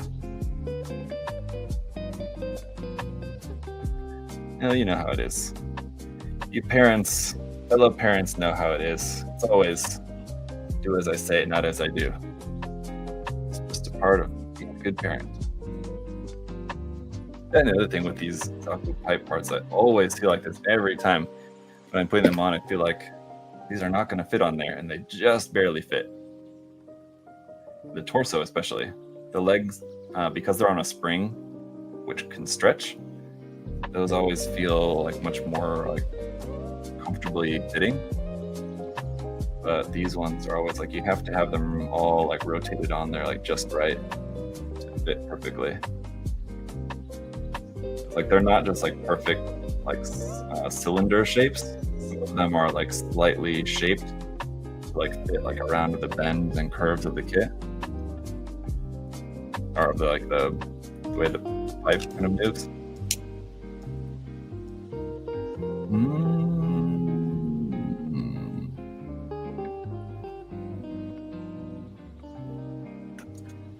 And then what goes on the end of there?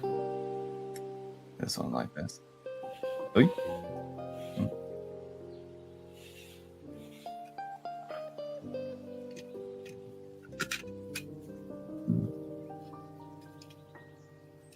It's in there.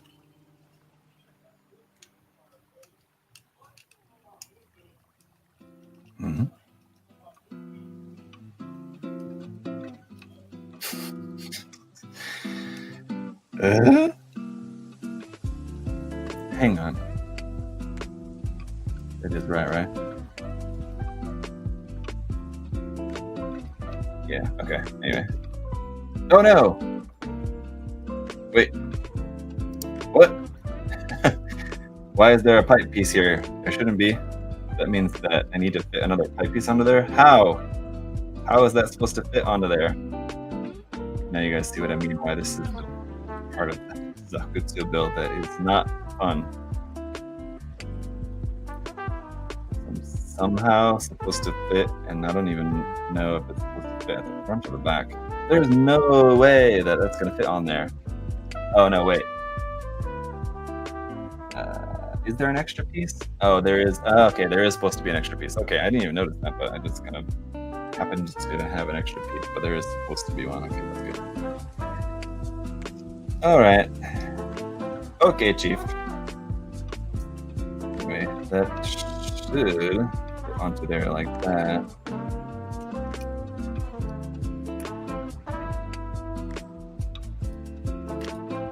But where does it go? Okay, right there. All right. Gotcha. Who's calling?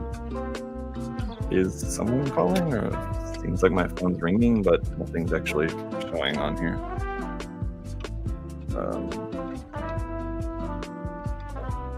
Spam.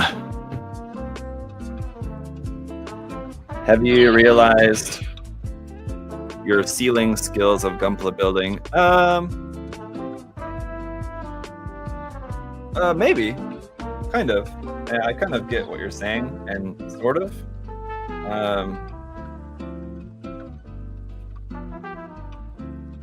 But I don't know. I mean, like, that feels, I don't know if like defeatist is like the right word for it, but I mean, like,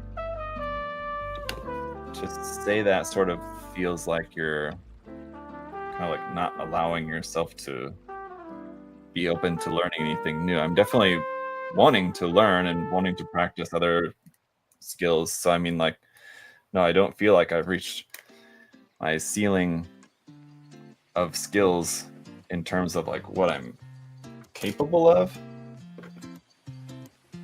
I don't know. I mean, like,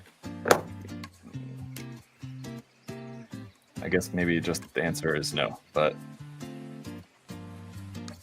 like what I typically do on most builds is, yeah, the ceiling, I guess, of my current skill level, I suppose, usually.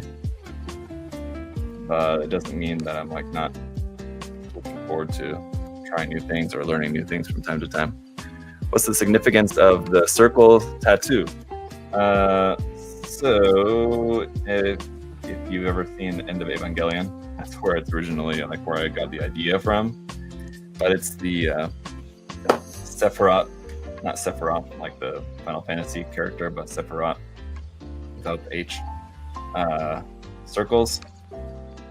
It's like a much more elaborate like diagram in full. This is just a very simplified version of it, is what I have, but It's a symbol for like the tree of life slash the creation of the universe, just kind of depending on kind of which way. From top to bottom, it's the creation of the universe. From bottom to top, it's the tree of life, sort of.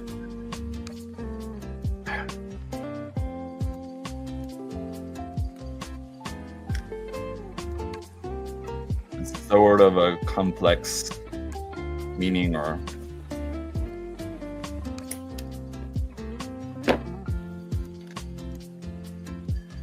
a lot of stuff built into the meaning of the symbol. Yes. Not the easiest thing to explain when people ask, so it's kind of hard. It's a tough one.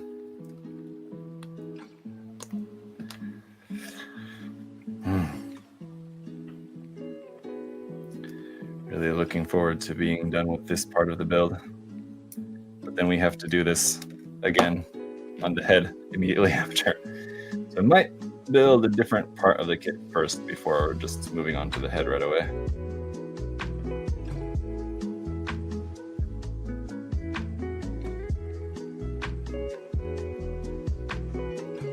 Is fluoride in the water essential to deep technique? Yeah, I would say so. I think so, yeah. So if you live in a country that doesn't do that, or I don't know, if you're not using tap water, brush your teeth, you might have trouble with that technique. Just something to keep in mind.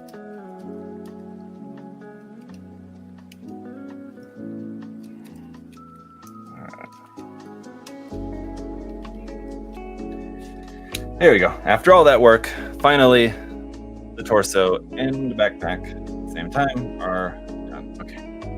Yeah, I'm not going to move on to the head right away, as it says in the manual. I'm going to skip over the head for the moment, and we're going to do the arms next. Everybody all right with that? Good. Thank you. Good to know. Yes.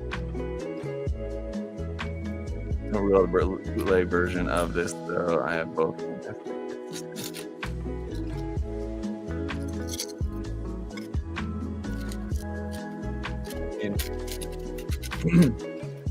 With a kit like this, just because it's basically just a recolor, it doesn't come with any different parts at all from just a standard high mobility type Zaku. You could just get a regular version and just repaint it. The only thing you're missing really is just the water slide decals, which you can get. Just like third party or just like bootleg decals for this basically, and yeah, not have to get that full kit, but it's kind of nice having the official kit.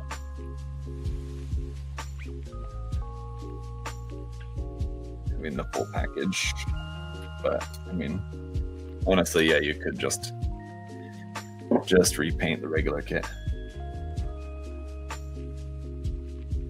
Zaku building, yes. Bootleg is all ABS. Ooh. Even the armor parts? Wear the apron? I do have the. I usually only will use the apron when I'm like doing like a lot of sanding, just so that I'm not like covering myself with dust. I got the I have like my Dremel tool out, doing a lot of sanding or grinding or something like that. And I'll whip out the apron, but usually not. Might help me to look more official though. What do you think? Maybe I need to wear it when I'm doing like tutorial type videos or something. So I have that extra air of professionalism.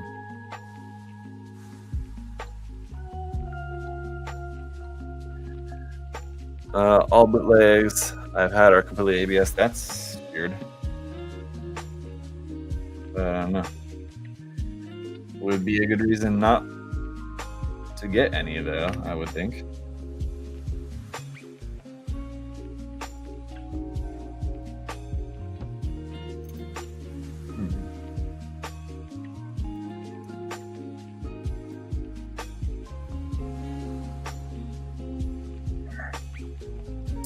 Oy. Aprons are always a good look. Maybe next time at the build day, I'll wear an apron, David, so I can look more official. What do you think? So people will know that like I work here, right?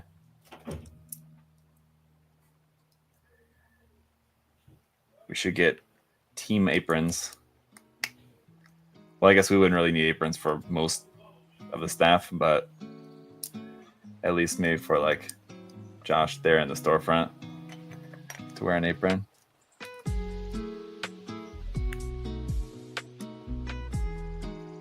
Oh, is that right? Why does that not feel right? Hang on.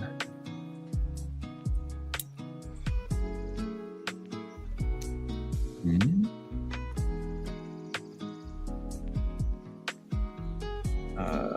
Oh. It's not those were backwards. There we go. Interesting. All right. Now where were we? This one. Where is it? There it is. Gray. Couldn't see it. The USA Gundam Store logo, yeah. I don't know who would really need to wear them, but like maybe just like Josh, since he's working at the storefront, and like maybe me, maybe Adam can wear it just for fun.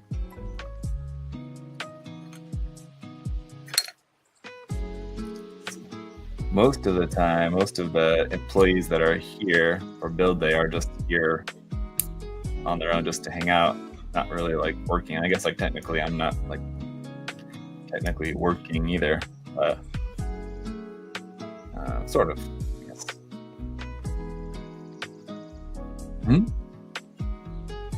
Oh, okay. Camera broke. Oh, yeah, it's just frozen. That's actually not my camera, it's my capture card. My capture card likes to just freeze up sometimes, so I just unplug that for a minute. We'll give it a moment and then plug it back in. It'll be all good.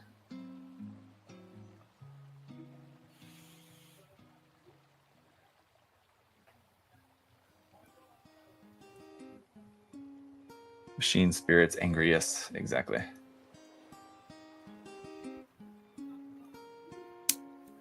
All right. Been kind of like half looking at the manual while I've been putting this arm together. I feel like it's very possible I can be missing something. It's like I've been kind of bouncing all over the place putting this arm together, I feel like. Looking at part of the instructions here, part of the instructions over there. But we're getting where we need to go, ultimately. I'll turn the camera back on here just a second while I just plug it back in. It should be good to go. It's still working fine, it's just the capture card. Let's see. Drum roll.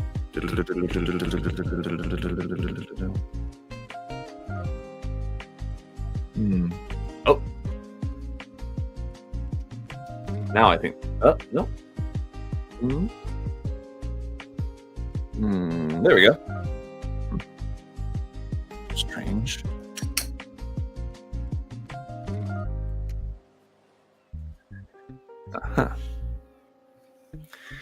How'd the last build day go? I was on a Colorado trip, so I couldn't make it. The last build day was good. It wasn't as crowded as was the one before. Before the last, it was quite a lot of people. This most recent one was not as much. I'm not really sure why. Could be just the time of the year, or people had other stuff going on, or what. I'm not exactly sure. It wasn't advertised as much as the previous one, or what. Not sure exactly the reason, for whatever reason. Yeah, there's not as many people there as the month before.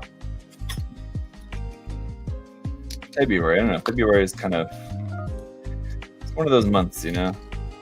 Being someone born in February, I think I can confirm that February is an odd month.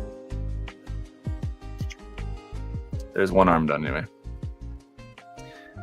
Fingernail super zoom. Yes. You want that one more time?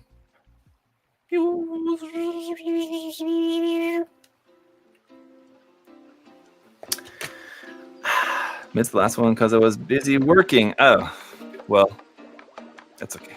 Yeah. Have any thoughts on the new Zoid line? Yeah, I have not looked at it that closely. I've built one other of the old Takara Zoids kits before and wasn't a fan, but I mean the new ones are definitely like an improvement, just in that they're more complex and not motorized.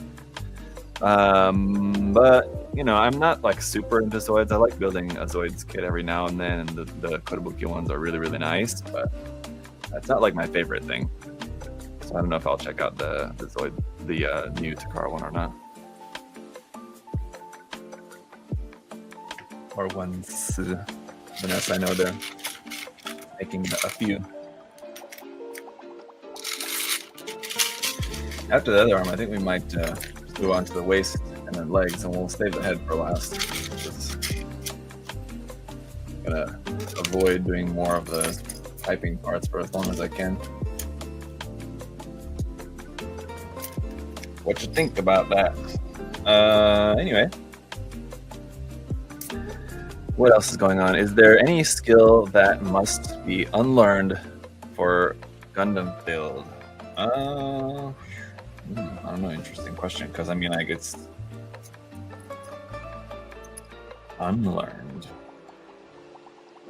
That's, I mean, if there's a context of like, for example, if you were someone coming from the world of like military scale modeling into Gunpla, then like that gives us a context for like, I could say like this or this, for example, are something that's common in military scale modeling, but not so much in Gunpla modeling.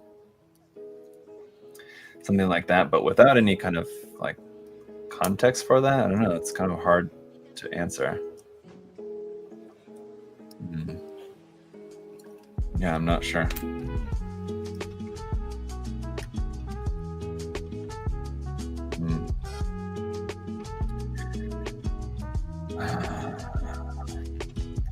Let me think about that.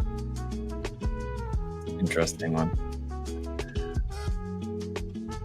I'd love for them to make more Z-Knights kits, the derivative of the Zoids line. The old Walker kits were really cool, but we only saw 5 of them in the States. Yeah, I don't even know what that is. So it must be one of the more uncommon things, I guess. Something you have to know more about Zoids, I guess, to know about that. It's not anything that sounds familiar at all to me. Is Bandai releasing the MG Vidar? It still feels like a dream. The MG Vidar, yeah. As far as we know, I haven't seen anything about it being canceled or anything, so it should still be coming out. Feels like a dream. I mean, it feels weird just the fact that it took this long for them to make another MG IBOK. But it's kind of funny that right on the heels of the Vidar, but like the Vidar is not even out yet. But even before the Vidar is out, we have the announcement of the Barbatos Lupus. And then, of course, as soon as the Barbatos Lupus is announced, then people are speculating about the possibility of a Lupus Rex. And that's something that I do plan on making a video about sometime here in the near future. About the amazing and interesting world of variant speculation. As soon as any new release is announced, people immediately start speculating about possible variations. It's kind of a weird thing, and a lot of times, I don't want to say like misguided necessarily, but sort of misguided. I don't know. I'd have to think about it. Maybe that's not really exactly the right or the best word for it, but like, for example, when the RG Sinanju was released, people immediately started wondering if we're going to be getting a P Bandai RG Sinanju Stein. But that's a good example of where, if you look at the parts, the camera froze again? Okay. Oh, now it's the problem with it. Now it is actually the camera problem. The camera battery died. But it should be charged here. I didn't charge these as I meant to do. Hopefully it's charged enough at least to last us through the rest of the build here. There you go. Yeah. But yeah, like if you look at the difference between the Snanju and the Snanju Stein, just in the design, I mean, yeah, obviously, like in canon, it makes sense that if there's a kit of one, there could easily be a kit of the other. But like looking at the actual design of just like how the armor is and like everything, they would be able to use, yeah, maybe a lot of the same parts for the frame, but like none of the armor would be able to be reused. Hardly any of it. It's the same like what we've seen with the MG as well, right? So anyway, obviously we never have gotten an RG Snanju Stein, and I don't expect that we will. But when the Snanju was first announced, there's a lot of speculation about people thinking we might get an RG Stein. Never really seemed like it was very likely to me, but still a lot of people thought that we would. The Master Grade Gundam Mark V is another example. Once we got the Mark V, people are wondering if we're going to get a Master Grade Dovin Wolf or a Silver Bullet.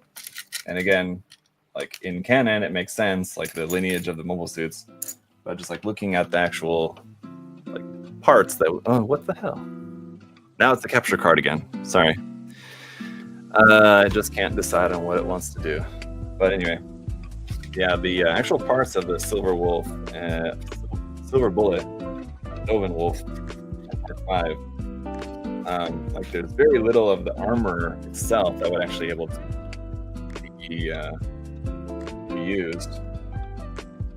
And you think, okay, well they can just recycle the frame and they just make new armor. But remember, the frame is made to hold the armor, like with a certain shape. Not like it's different from like if like how Kotobukiya makes their frame arms kits. They make like a super simple frame so that you can make all sorts of different variants that can just be, you know, designed to be just swappable armor pieces off of the same frame. But Bandai doesn't make their MG kits like that. They make the frame for that specific kit.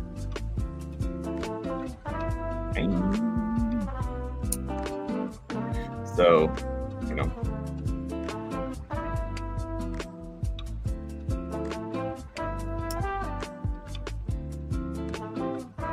it's not a matter of just making new armor parts to fit that frame. The frame parts would have to be changed in order to fit the new armor parts.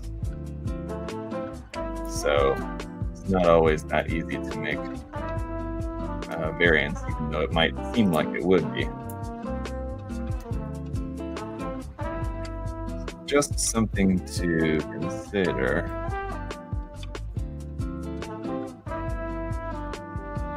And also, the other thing that I think is important to remember is just like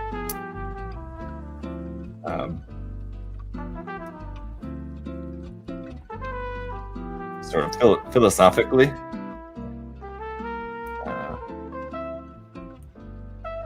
just being able to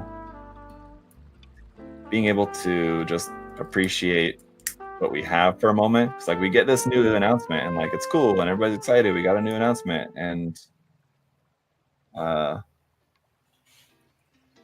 it's something to be excited about. But rather than like being excited about what the new announcement is, people are excited for like 2 seconds and then immediately, okay, I'm done being excited for that. Now I'm ready to start wondering what's the next thing's gonna be. Like, wait, we just got the announcement for that. You're already moving past that and just on to the next thing. Like, how about let's take a moment to kind of appreciate what we have, as it were. So that's the other thing about variant hype. We get new releases, so what do you guys think? I don't know.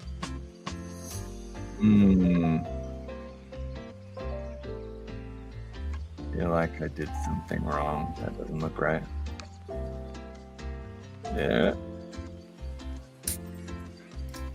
That on the wrong side or no?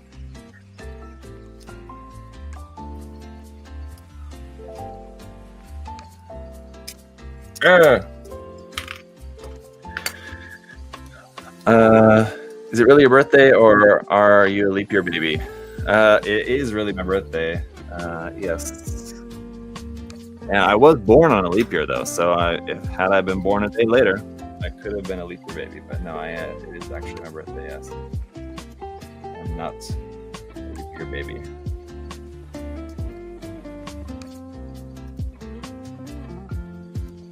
Camera should be working now. Let's see. There we go. I've just been fiddling with the skirt armor here. You haven't missed anything. Because I was putting this together and thinking it didn't look right and wondering if I had it wrong, which often is the case with the skirt armor. I feel like every time I build a Zaku, I'm always messing up the skirt armor in some way, but there we go. Here's how we're looking so far. One interesting thing that I've noticed, the difference between the different versions of the high mobility type. One is the 06R and one's the 06R2. I think that's the one, right? Yeah. 06R2 has a little bit different, like additional parts on the legs. The elbow parts here are also different. These parts here on the side of the elbow are different from the R2. Like the Gabby Hazard one, which I'll be building next, not in this live stream for today, but I'm gonna build it off camera. But it's an R2 variant, and yeah, the elbows are also different on that kit. Interesting small little difference there. Did the Gym Spartan really exist in anime, or is it just a custom build? So the Gym Spartan is from a manga, I believe. It's not ever appeared in any anime. What's the gimmick for this kit? There's not like any particular gimmick, I suppose. I mean, for this particular variant, it's just like this is the Bandai release. Just because it's a different color variation, basically, for like an Ace Pilot. An Ace Pilot's own like custom unit, and so it's a different color, and it also has different markings and stuff. So we have a sheet of waterside decals included for the custom markings for this particular pilot's unit here. That's really all. I mean, it doesn't have like a gimmick, as it were, other than that. It's the best MG ever, Devil said. I mean, yeah, the Zaku 2.0, I mean, like, I've been complaining about like the pipe parts of it, but I mean, it is definitely one of my favorite MG kits for sure. Definitely one that I would recommend you to build. And fortunately, there's a lot of different variations. I mean, aside from the Bandai ones, there's a lot of just standard release variations of this kit available to varying degrees. Sometimes, you know, like the mine layer. I did build recently, but it's one that I've just had in my collection for a long time. But the mine layer is one that hasn't been reprinted for a long time, and it's kind of hard to find. It's not a Bandai; it is a standard release. It just is rare. But then other ones like the Stars Zaku 2, it's super common. You can find it very easily. So if you've never built the 2.0 Zaku 2 in any form, I would recommend it. That, you know, you have lots of options. It's a really nice kit. Like, the only other complaint, aside from the tubes being a bit of a pain, the only other complaint I can maybe say about this kit is that some of like the gate placement is a little bit annoying, especially on the weaponry. It just makes it kind of a little bit more of a chore to like clean up like the nub marks, the gate marks. on some of the parts in the weaponry. But I mean, like, it's a pretty minor thing, but it is something that I wish was a little better with this kit. But you got to remember this, the 2.0 frame, when did it release? It was like, it's like almost 20 years old. It's pretty old. So it's kind of amazing how well this kit holds up, despite its age. I mean, getting up there in age, but it holds up really, really well.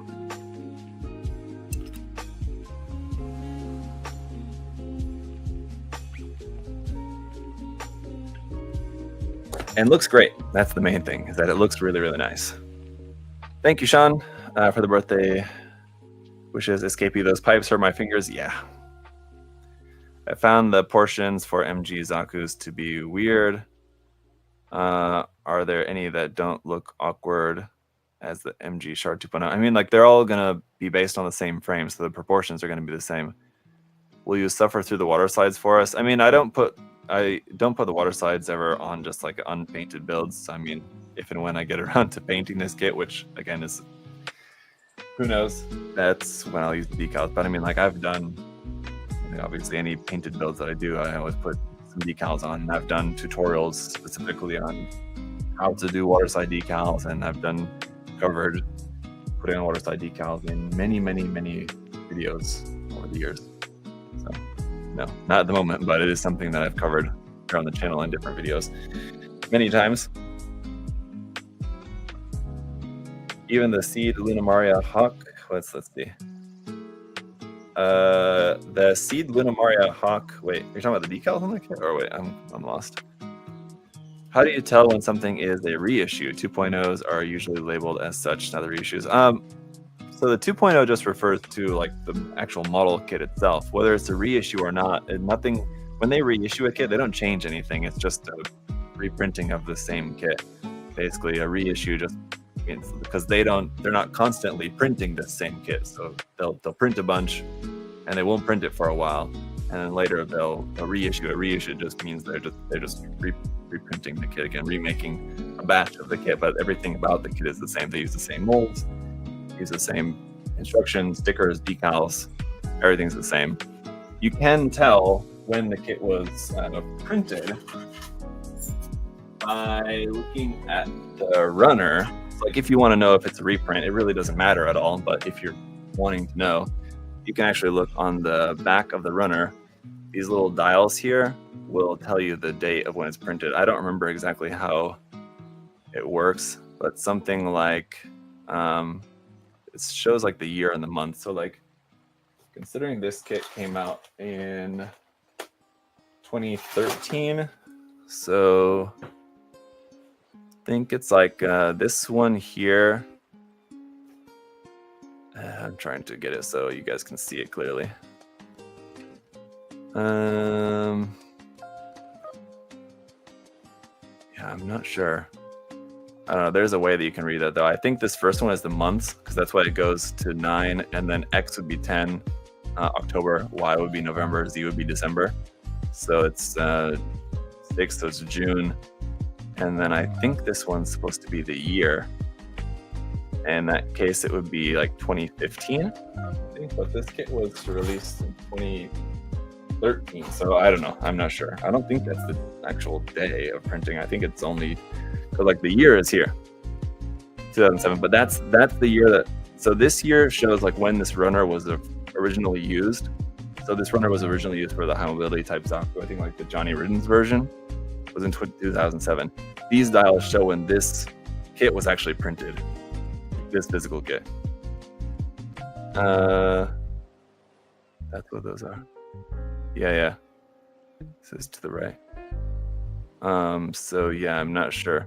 Yeah, this is when the runner was originally, like this mold was made and first implemented. Does the Gelgoog 2.0 hold up as good as the Zaku 2? I would say just as good, if not better. The Gelgoog 2.0 is one of the best MGs that you can get. Like the Zaku 2.0 is fantastic. I would say I like the Gelgoog 2.0 maybe even a little bit more. It's fantastic. Yes. Part of the reason is that you don't have some of these annoying parts like dealing with the pipes and everything. The other reason is that it's more of a detailed, like this has a lot of detail on some of the frame parts and on the outside, but I mean the Gelgoog is like even more detailed, which I mean it's a subjective thing. You may like it or not. So I mean, like depending on how much detail you want to see in your kits, but the Gelgoog has a little bit more detail to it, and I think it's just kind of overall, yeah, I think it's a little bit nicer of a kit. I mean, they're both fantastic kits. I really like both, but personally, I do kind of even prefer the Gelgoog.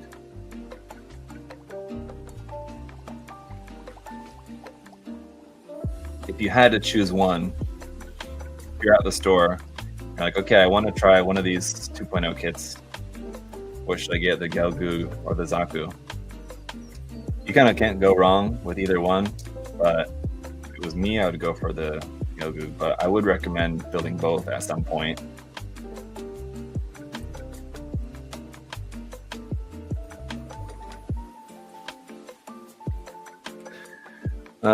This is one of my favorite background songs. Made me feel like a beach. Yeah, I'm sorry it's not the most interesting. I mean, I'm glad you like it, David, but I'm sure it's not the most interesting. It's tough to find good copyright-free music, especially like long-form music too. Because I want to find something. I could find like a bunch of like 3-minute songs, and I have to go in and like put them all together, and then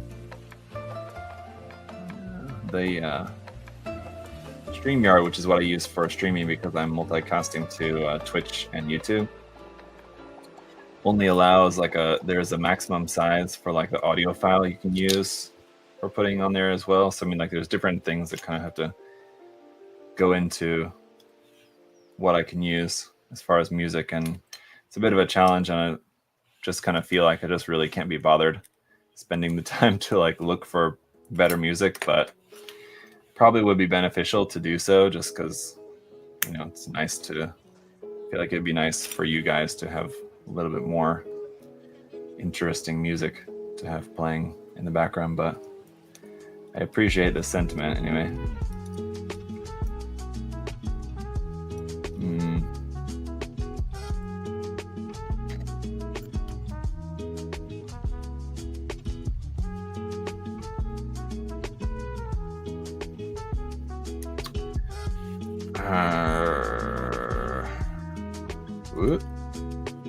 Oh, there we go. I'm trying to figure out how this part fits onto there. There we go. I like how you can tell the high mobility parts apart from the regular Zaku leg frame because they're a slightly different color. You can see the regular Zaku frame is in this medium gray, and then the high mobility type parts are different. They're in this darker gray. You can especially tell like right here. You can see, and we'll see some more of that, but it's kind of cool. Mika's good, nice chill lounge music. I mean, that's good. RuneScape music is free to use. Well, this music is actually comes from what's it called? Lo-fi, what is it? Lo-fi Girl, that channel. All the music, if you guys didn't know, all the music on that channel is like free use. That said, even though it says that, I have gotten a thing on a couple of like live streams recently, and that's the thing, is like I have a couple of different music tracks that I can use, but there's one particular song that keeps getting dinged as a copywritten song on these live streams, and I'm not sure which one it is, so I'm not sure which music track I should not use. Because like usually like when I remember to put something on here, I usually just kind of choose one. I have four different tracks here, and I'll just choose one randomly. But it would be good to know which one is the one that I should not use. I don't know. But they said, like, according to the information on their channel, it says that like all their stuff is free use. So I don't know. I don't know.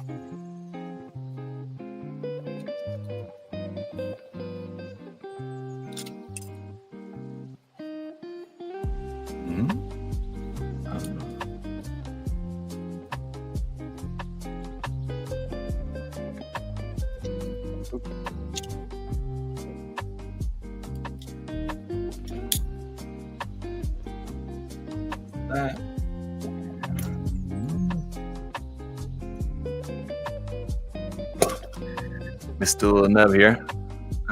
Dispersion relation for transforming Gundam. What?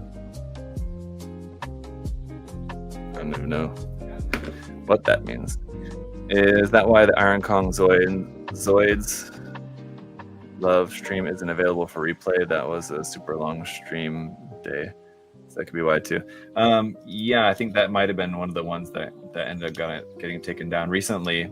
And it's the weirdest thing, like those streams were like years old, but just recently I've gotten like a couple of emails all of a sudden that like these streams can no longer be monetized or whatever. And then when that happens, like you usually have some options, like you can choose to like either just like remove the stream from YouTube entirely, or you can choose to like just mute that one like part of the video. Or I mean, like you have a couple of different options. And I feel like if it's an older live stream, that probably it's one that, I mean, like how many more views is that stream gonna get now at this point, kind of thing.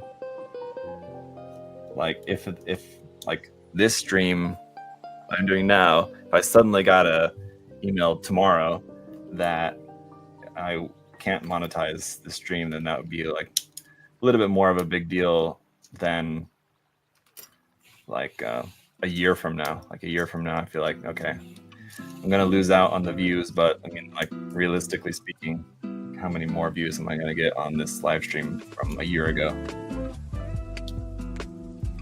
But it's something from 2 days ago, that's a different story, kind of thing. So, all right, we've got a couple of bits here. Let's see. Now we got some more piping to do, but this piping is a little different. Basically, let's see.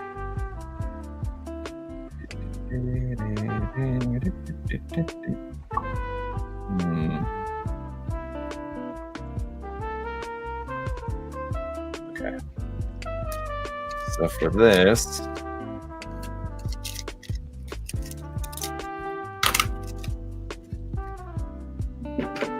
we're gonna use this spring attached onto here, and this part's gonna go at the other end of the spring. And we're not going to omit any of these. Oh, there is going to be one extra. Okay. There should be 8 on here. There's 1, 2, 3, 4, 5, 6, 7. Okay, so there's going to be an extra one we're not going to use.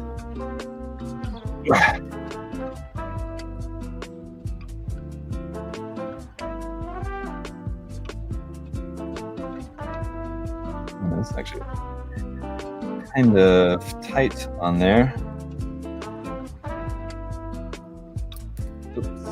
Everybody.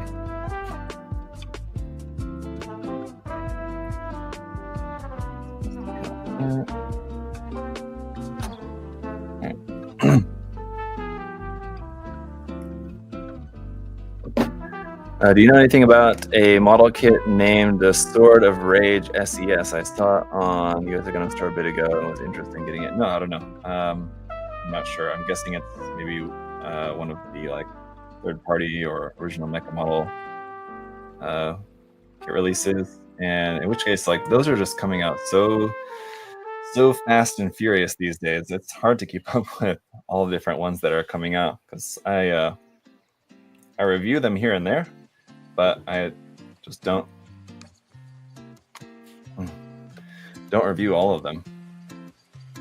It's just hard to keep up with everything that's coming out from those brands.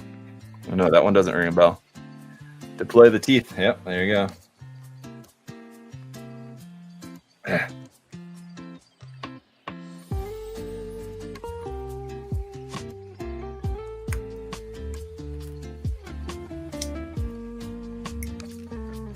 Gonna be giving a dentist a call after this.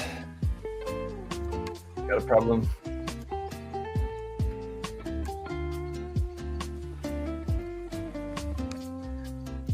Looks kind of like a design of Gaia gear more than anything. Interesting, but no, I don't know anything about it.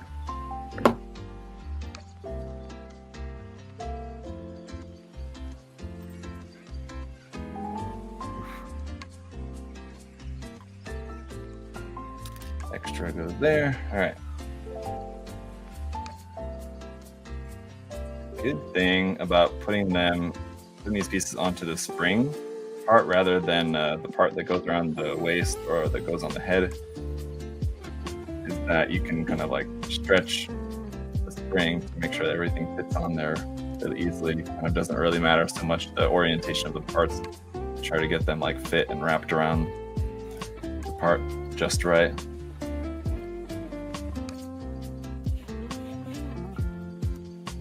Still a snug fit to get everything just so. Just take a little bit of concentration. On the topic of third-party kits, will you ever build and review the GPO2 Sysalis kit? I mean, I've only heard great things about it. It's just I just don't really have much interest in building one. I mean, it's not. The fact that it's a bootleg, I mean, it's not a big reason for me. Hang on, I think this is a spam call, but it might not be. Hang on, it might be from my kid's school, but it's way late. I don't think it would be. Hang on.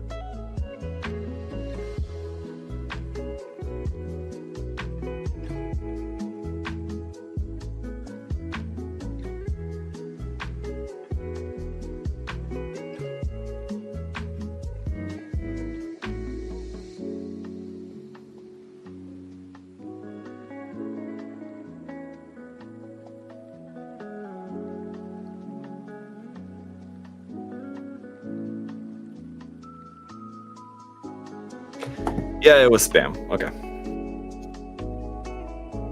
That's nice. Anyway. Yeah, the GPO took it. Oh, so anyway. Yeah, I don't know. It looks nice. Just I don't know, just not really all that interested in building one. Really, it's kind of all it really comes down to, I think, for me. Just as simple as that, kind of.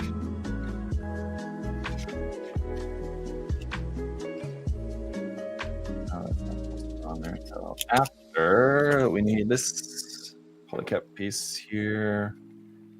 Which one? 6? No, 6. Yeah, no, 17.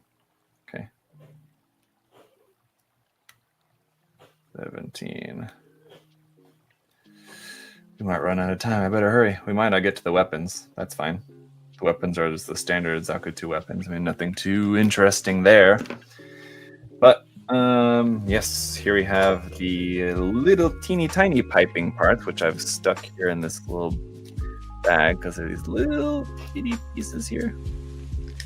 You can't betray Bandai. I mean, no, like I said, it's not really due to the fact of it being a bootleg.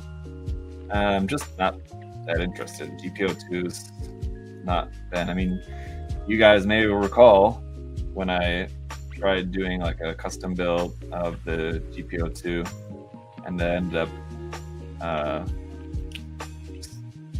giving up that custom project. I just wasn't that interested in it.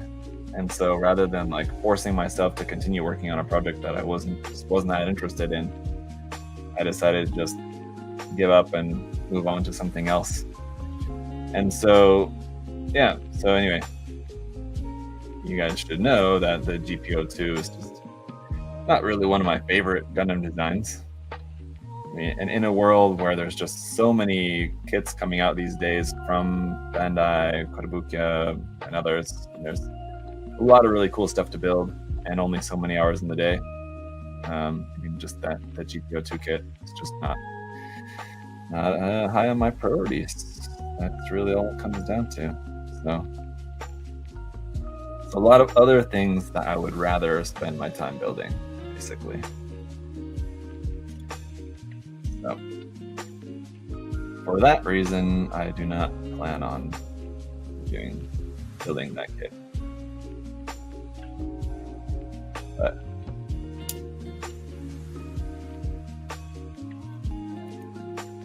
if it helps you sleep better to think that the real reason is because I don't want to betray Mommy Bandai, then that's fine.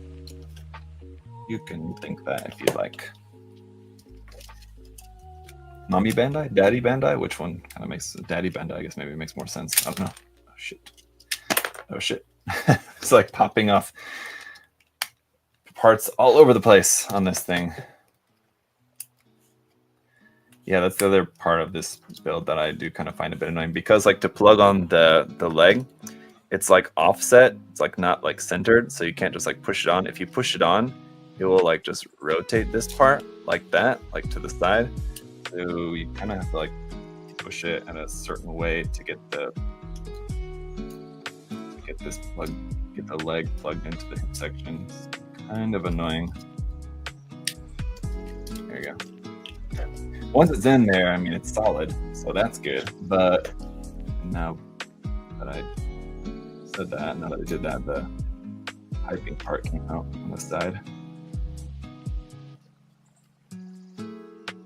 I think I'm gonna try to use tweezers for this. This part also kind of tends to pop out sort of easily. It's not in there quite right.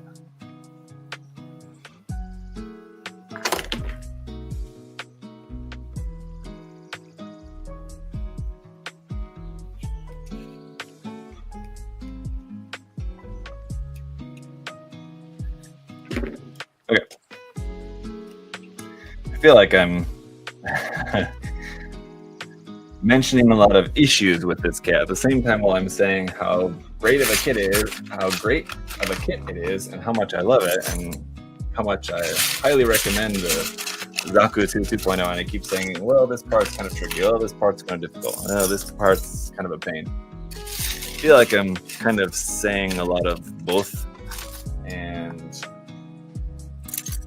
yeah, it may seem like I'm contradicting myself, but the point is that there's a couple of little tricky bits in terms of putting the kit together, but once it's together, it's super solid, it looks fantastic, and it's really, really nice. There's a couple of tricky bits along the way, but willing to overlook that. That's me with the entire HMM line.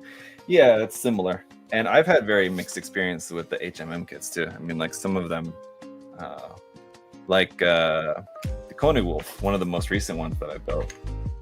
Fantastic, super solid. No issues with that at all. It feels almost like kind of comparable to like if all the rest of the HMM kits were, how can I explain this? If all the rest of the HMM kits were like MGs, almost like PGs in terms of like their complexity and everything, Koenig Wolf was almost like a RE100 or like a full mechanics like type of kit. Not quite as complex, but it still has all the like visual complexity. It still looks like super detailed and everything, and really complex like looking on the surface. But like it feels like a much more simplified and streamlined kind of build, which is great. It makes it like a really fun and like somewhat simple, but I don't want to say like simple and like, because I mean obviously if you look at that kit, like it doesn't look simple by any means. Like I said, it looks just as complex as anything else in the line, but it feels a bit more simple like building, which is nice. It's a fun build, really fun build. I really enjoyed it a lot.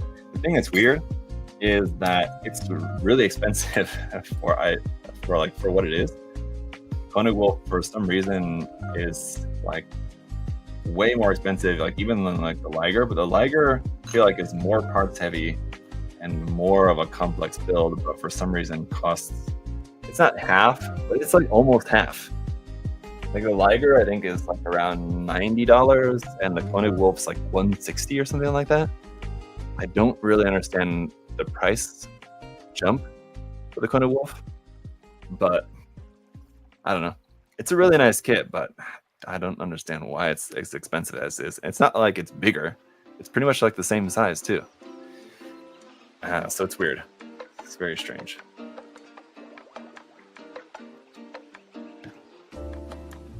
I wish I had an answer, but alas,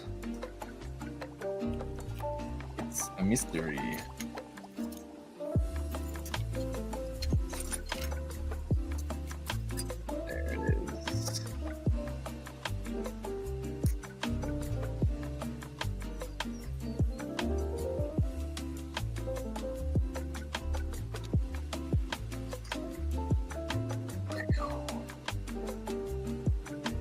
A bit disappointed with how easier Koenig Wolf was compared to all the other ones that came out before it. But doing this Saber Tiger now makes me wish it was a little less. Yeah, right? So I mean, like, that's exactly the thing. Like with a lot of the other Zoids kits, I mean, like they're really complex. So I mean, like it's good. I mean, you're definitely getting your money's worth. Like the other ones that I built, like different versions of the Liger, even like the Geno Store stuff. I mean, like they're really complex. Like so, that's why I said, and I think like anybody that's built some of those kits would agree. I mean, like they're basically like a master grade, almost like going to like perfect grade level in terms of like how complex some parts of the build are. But yeah, maybe if you're not like looking for something quite that complex, I mean, maybe if you're looking for something a little bit more of a relaxed building experience, they're not exactly that. They're definitely a more like intensive building experience. It's a lot of parts and a lot of detail and everything like that, so they can be kind of complex. So for sure, I understand why you might feel a bit worn out building one of those kits. So yeah, like the simplicity of the Koenig Wolf, it's not bad, and it would be like kind of a welcome reprise, is that right? Anyway, have a welcome break from the complexity of some of the other kits if it was priced accordingly, but considering that it's so much more, it's strange. I'll have to kind of curious and tempted to ask. Like I know someone at Kotobukiya here in the US. I've been tempted to ask him about it, but I don't know. At the same time, it would be interesting to know, but also, I don't know, maybe there's just not really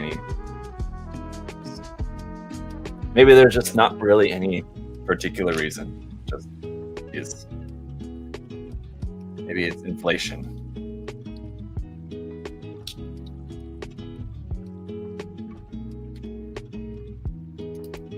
It'll be interesting, on that note, it'll be interesting to see what the price is going to be for the PG New Gundam, because it's certainly going to be a spicy boy.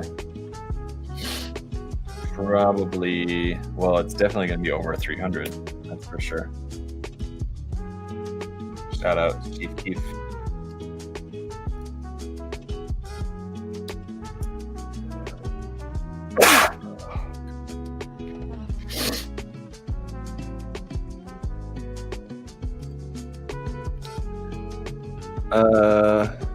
New gonna be yeah, gonna be pricey.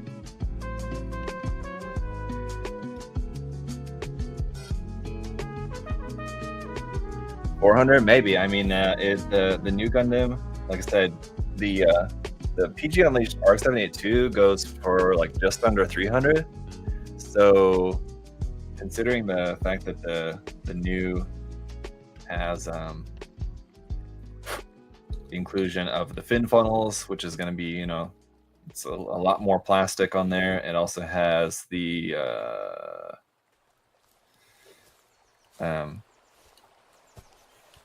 base. I mean, the base looks pretty simple. It looks kind of similar to like the base we saw with like the PG Exia. But I mean, it's just more plastic, and anything more plastic is gonna add to the costs. I mean, it's all gonna add up. It's gonna be pretty expensive.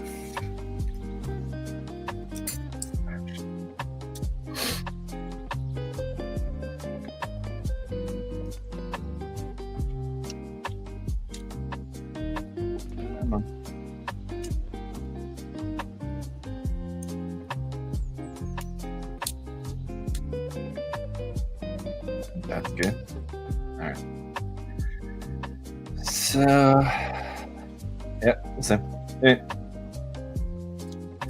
I think my expectation is that the new Gundam will be out. It's meant to be out like before Christmas, this early winter, December season. Usually that's when Bandai likes to have their big kits come out. So we shall see.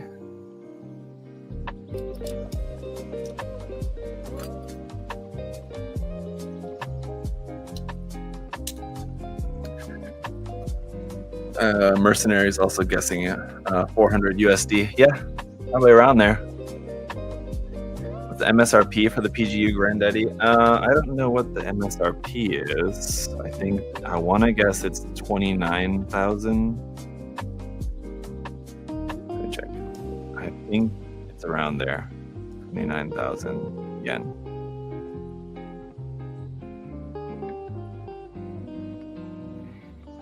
Let's double check. Here it is. 25,000 actually. But yeah, and let's see. PG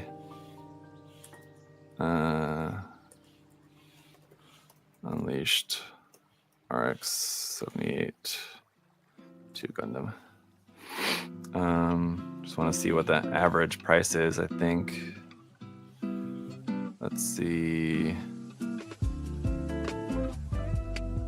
Oh, I was thinking it's almost 300.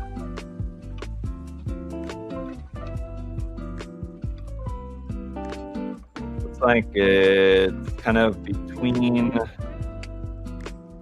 like 230 and 260 ranges around there. Why do we have it? So like here at USA Gundam Store, it's like almost 300. Why is it so much more here? I don't know. Maybe we have. It's possible. My guess, I'd have to go ask, because Big Bad Toy Store also has it for like almost 300. My guess would be is that other stores that are selling it for less still have stock from before, and Bandai has probably raised the price on the kit from like the previous printing to the most recent printing, and all the stock that we have is all from the most recent printing, which was more expensive from Bandai, and that's why our price is higher. I'd have to go ask Adam to know that for sure. That would be my guess though. And so like the other stores that are selling it for cheaper are selling it for cheaper because like they got it cheaper from previous printings of the kit.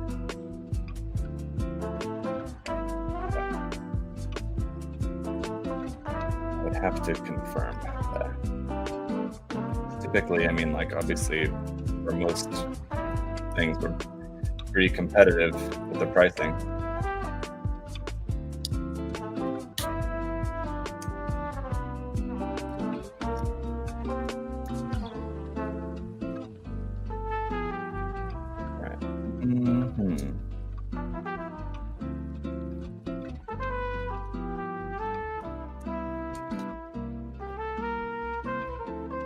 Real question is, how many Amuro figures will it have? The new PG new? I mean, it'll have one in the cockpit, and that's probably it, would be my guess. Sorry to say. But it may come with like just a standing one, like a 160 scale standing figure as well, possibly, but no guarantee.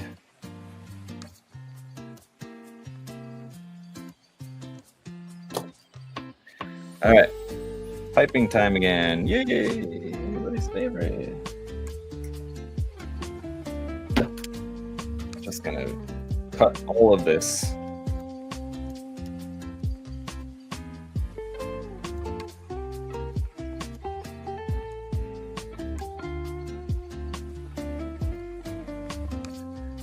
We're just gonna cut and slide it off, and cut and slide it off.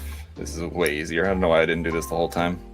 It's more messy because you have all these small pieces you're cutting off, but it's so much easier to do it like this.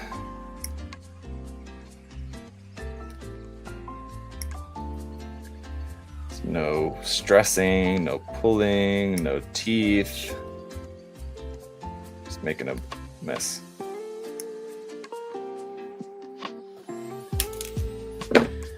Well, anyway, all right. Let's dump all this scrap. Got a bunch more over here too.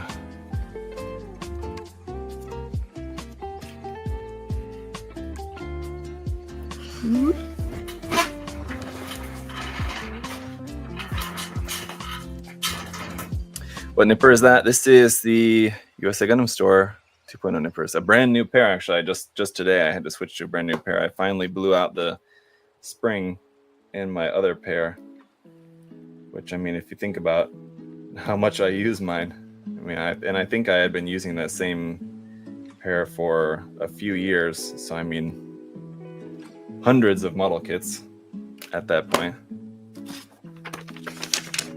Is this polycap left over? No. Where are we going to use that polycap?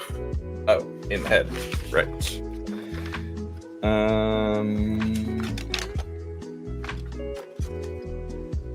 Anyway.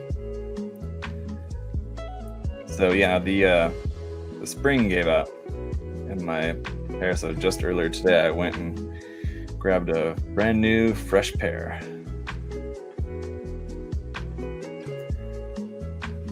The same nipper tool. There you go. USA Gundam 2.0 nippers used by GBWC second place world champion Ryan Lau. What do you guys say, Ryan? You recommend the nippers? Yay or nay? Better than God Hand? I mean, that's like the standard, I feel like, right?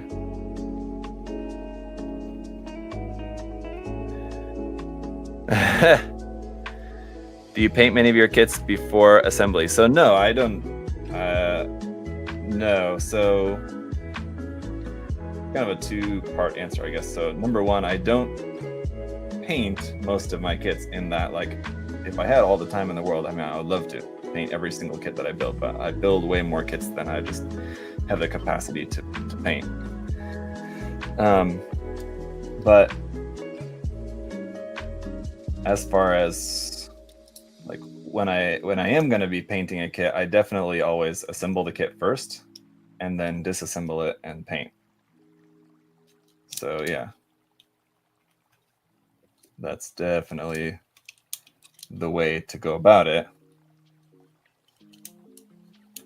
So building always comes before painting, but painting is not always guaranteed, I guess. Basically, it's kind of the best way I could put it. Better than nail clippers? Well, that's not exactly a very ringing endorsement there, Ryan. Better than nail clippers? Think you can do better than that, can't you? I think we can say without any hesitation, realistically, better than God Hands, I would say yes. Just for the, if nothing else, just because of the price. Oh shit. Shouldn't have just dumped these out all willy-nilly like that, because they flew all over the place. Let's see, 1, 2, 3, 4, 5, 6, 7, 8. Okay, we got them all. But yeah,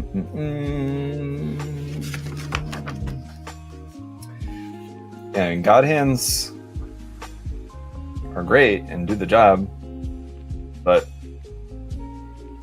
they're very expensive, and like you can just get nippers like these, which will do the job just as well for a fraction of the price. So, and they're pretty much all basically from the same factory, so it's just the branding that you're paying for.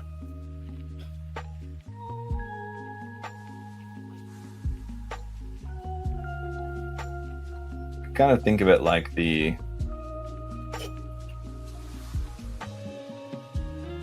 God Hands at home. Like, Mom, can we have God Hands? And then we have God Hands at home kind of meme, but it's nippers.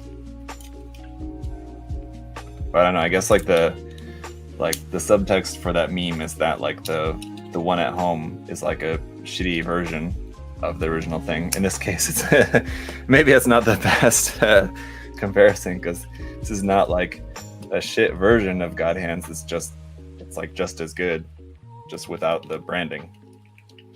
So maybe that wasn't the right comparison there for that, but anyway, you guys get what I mean.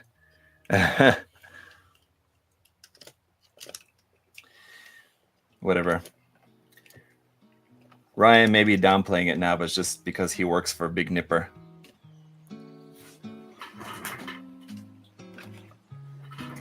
Ryan secretly is sponsored by God Hand, so he doesn't want to say anything bad about God Hand. It's all right. We understand, Ryan. It's no big deal. We can read between the lines.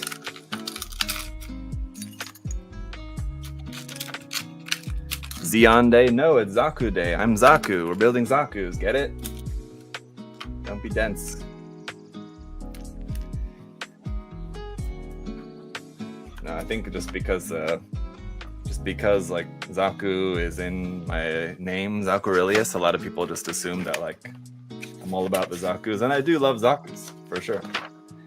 But actually, that part of the name Zakurilius doesn't necessarily come from the fact that like Zakus are my favorite mobile suits. It's more so that just my name is Zak, and Zak in Japanese is like almost the same spelling. It's very slightly different from Zaku. Zaku, like this Zaku, and my name Zak in Japanese is like slightly different. So my friends there when I lived in Japan, and just other friends that I have there in Japan, call me Zaku just because they know I like Gundam.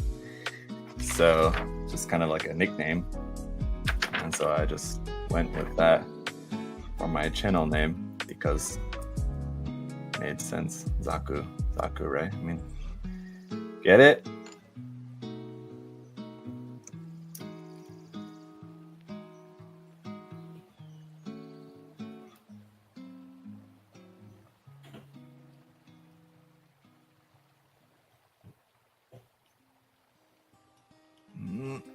Yeah, there we go.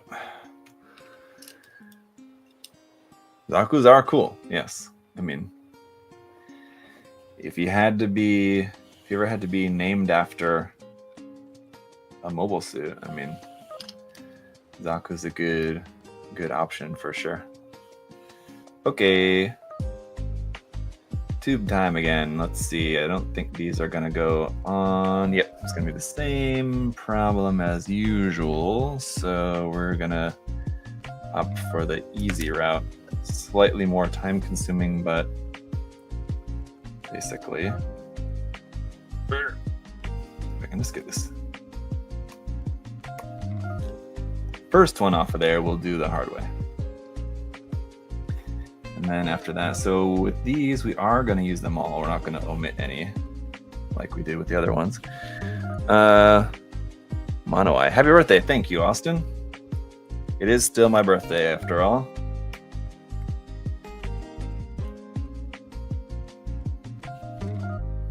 And I mean, it's true what they say. That once you get to a certain age, I mean, birthdays just don't really have too much meaning. Not like when you're a kid, but you know, it's still, I mean, I feel like that's the fact that like birthdays have like less meaning when you're an adult. I feel like that's not ever by choice. I mean, like if it was up to me, like would I still like my birthday to be like a special day for me? Yeah, of course. Like who wouldn't want that? It's just kind of like a societal thing that I mean, I don't know. I'd have to think about it. Why do we not have that? Like when you're a kid, you know, it's like a big thing, a birthday party and all that. I mean, I don't know. Maybe it's just because like when you're older, you kind of, I mean, I experienced this, and any of you guys who are a little bit older, and those of you, especially if you have a family, you know, a spouse and kids, you know, you naturally just kind of have less friends as you get older. People drift apart. They have different interests, different stages in life. You know, once you have kids and you're the one with kids and all your friends don't have kids, you're kind of a little bit kind of different environments. So kind of as you get older, you kind of have maybe not so many friends as you did when you're young. When you're in school, you have loads of friends because you're with them every day at school.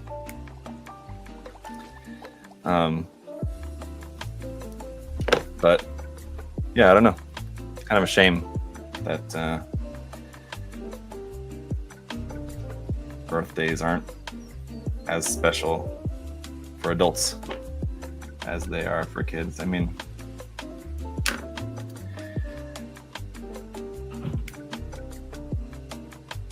not saying I want to go have a birthday party at Chuck E. Cheese, but still, it's nice to be able to have a special day, right?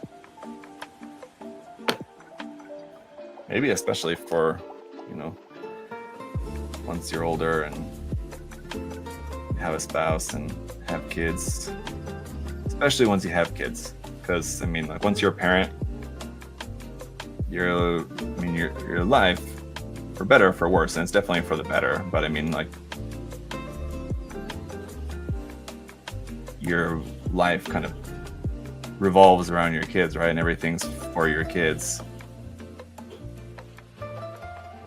which is how it should be, but and it's definitely how I do things, but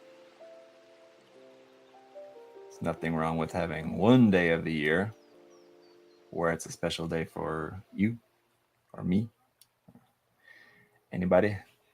So if it's your birthday, do you? That's all I'm trying to say.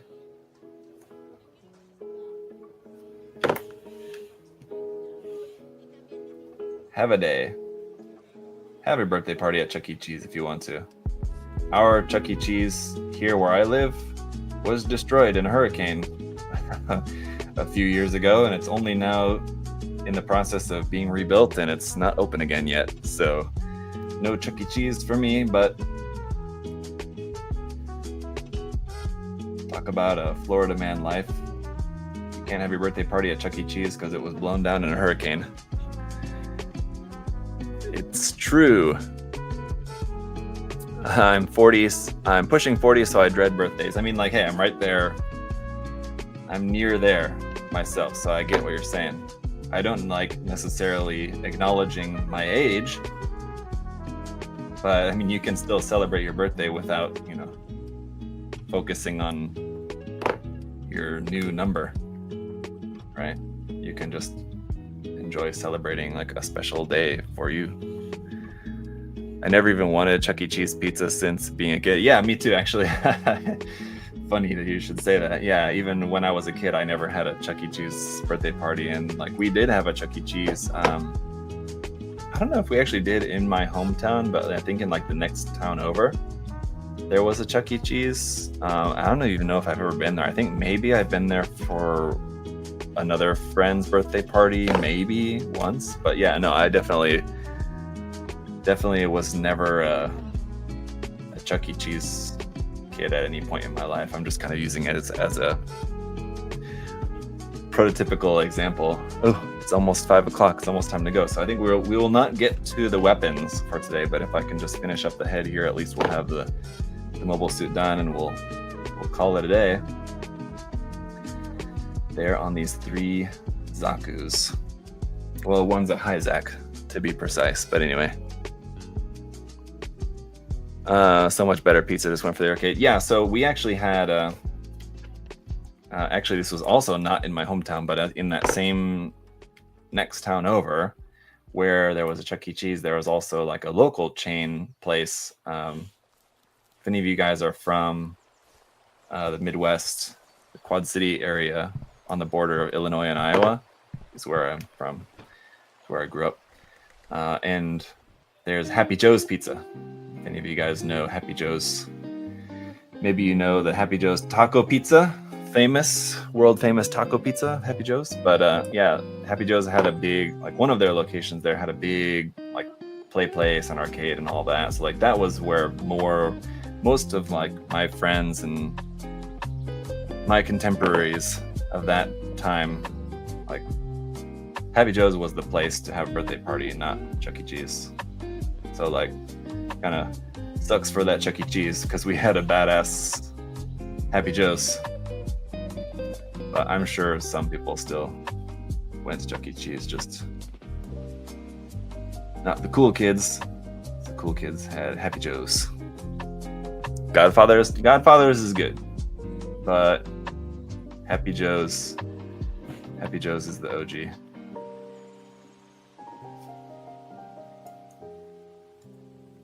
Oh, I'm gonna have to cut that nub there. These are not gonna fit.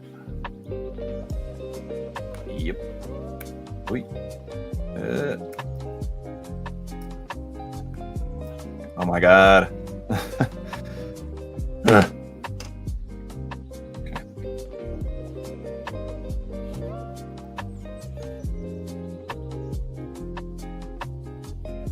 There's that, and then.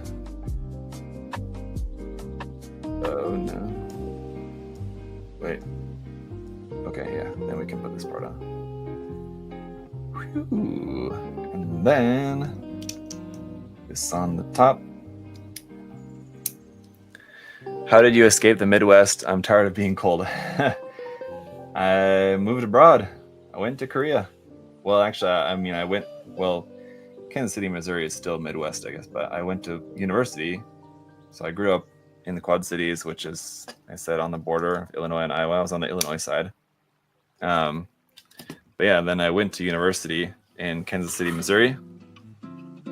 Became a Chiefs fan. No, actually, I don't follow football at all, but I watch the Super Bowl every year. That's all I watch. I watch the Super Bowl because it's fun, but the rest of the season, I don't care about football generally. But because I went to school in Kansas City, I do kind of feel like I'm like sort of default, sort of a Chiefs fan. But I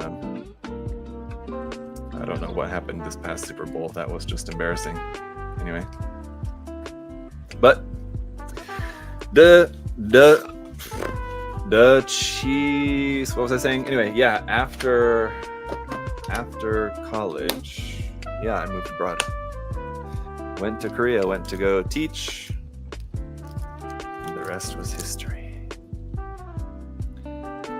First fled to Japan, then to South Korea. No, actually, I wanted to go to Japan, but I couldn't at the time. So I went to Korea first, then to Japan, and then back to Korea. Teach what? English? Yes. That's what everybody goes to teach. Any foreigners in Korea, if they're living in Korea, they're either military or English teachers. Probably. Stop. I will unsubscribe. Why?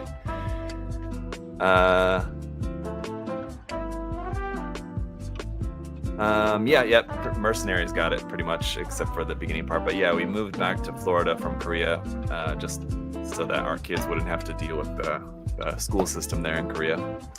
There's pros and cons, but ultimately, it's a rough time for the school kids, especially once they get to middle and high school. So you may think like, oh, the school system here in America is garbage, but there's pros and cons. Trust me. Your kid is born in Korea. Do they have to do military service there? So military service is mandatory only for boys. I have one boy and one girl. So for my girl, it doesn't matter. But for my son, military service for him is only mandatory if he wants to keep his Korean passport. So right now he has both a Korean and US passport.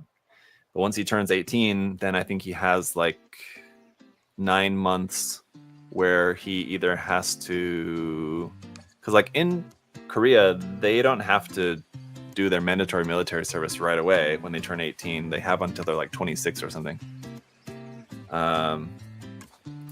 But and this could very well change. So my son's only 9 now, so we're talking 9 years later. Something could change in the time in between. But so once he turns 18, basically he has to choose within like a 9-month period if he's gonna do his mandatory military service there in Korea.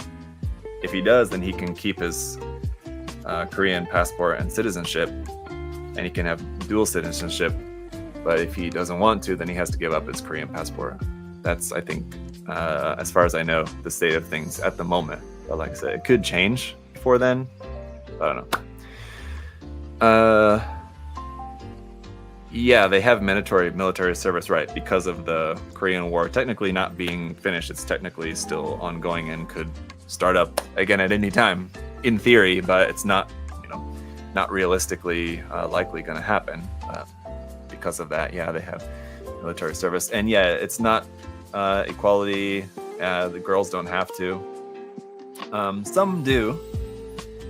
I mean, I would imagine, the percentage of women in the military there in Korea, it's maybe comparable to what it is here in the US. I would have to look. I'm sure it's less.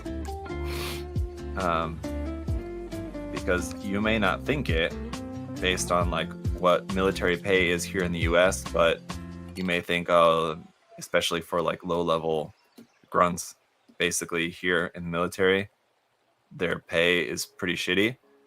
But in Korea, it's like nothing. It's like next to nothing. So like unless like you stay past your mandatory service and you go to being an officer, even then it's like not great, but it does like go up eventually.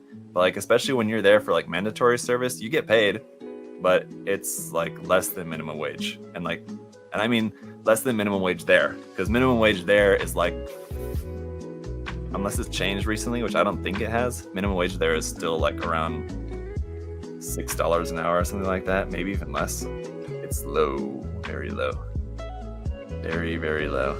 And it's pretty common for people, if they're working at just like a 7-Eleven or a convenience store or something like that, which should be minimum wage, to even make less than minimum wage, like illegally, but it's like fairly common.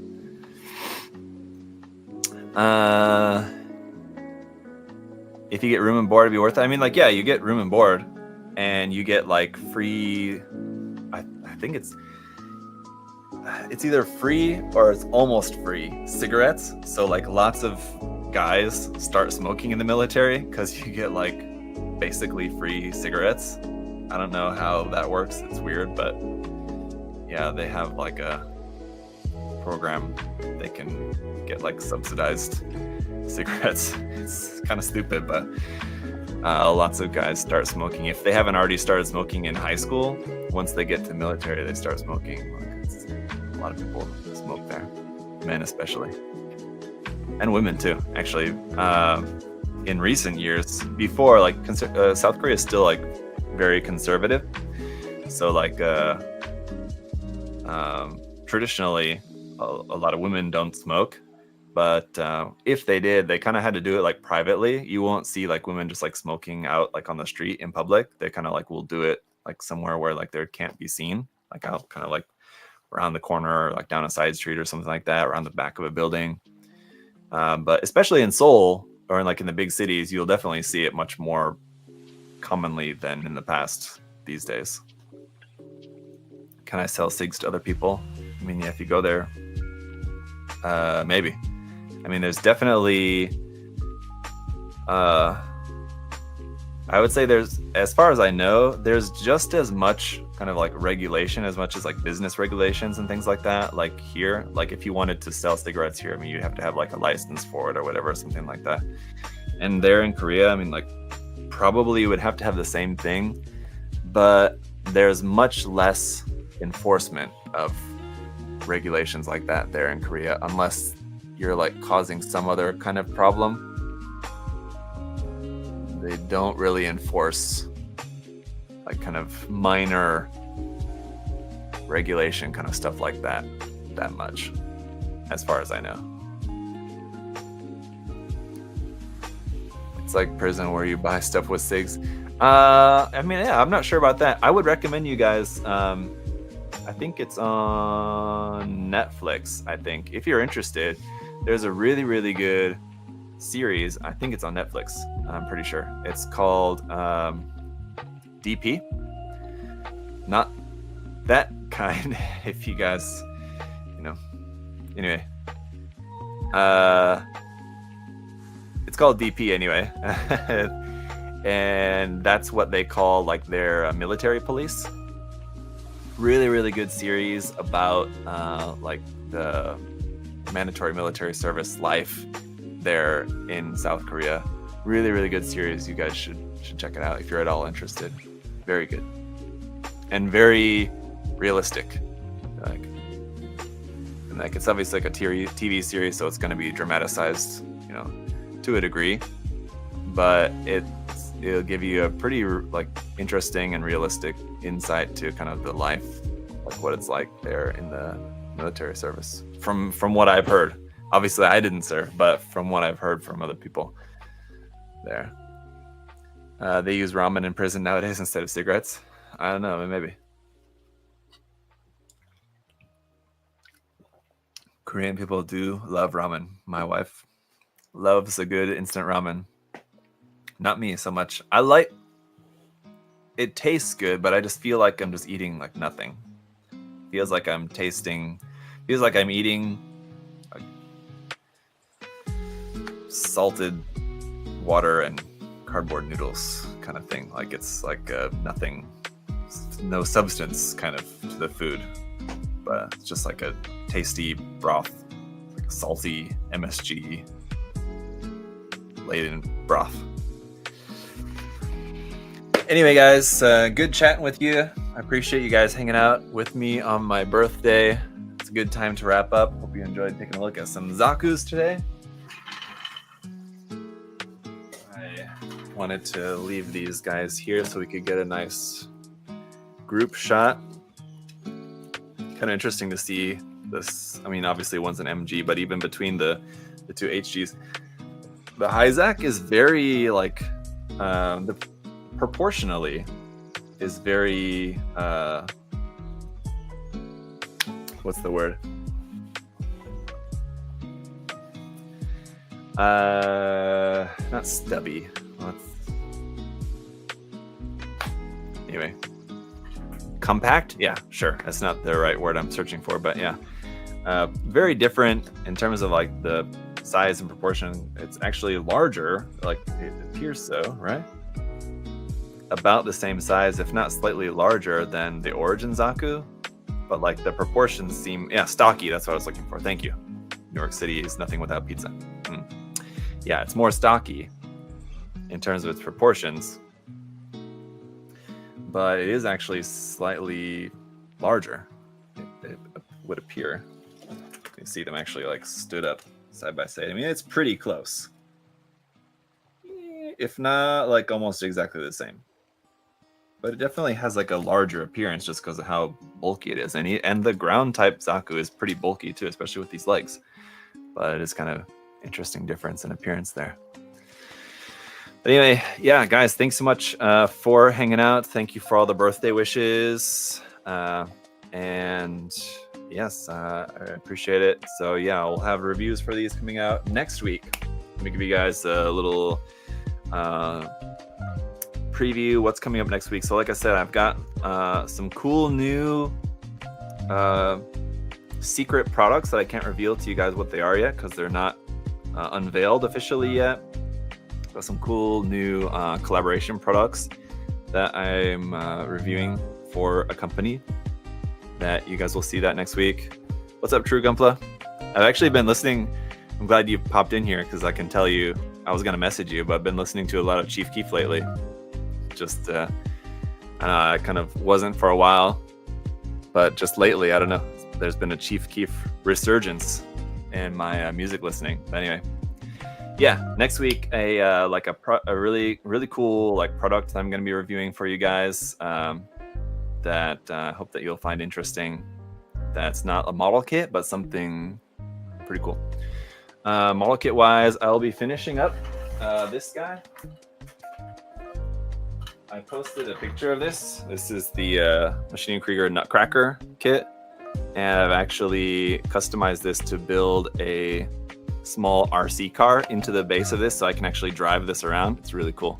But I got to finish the weathering on this and this will be done. And other than that,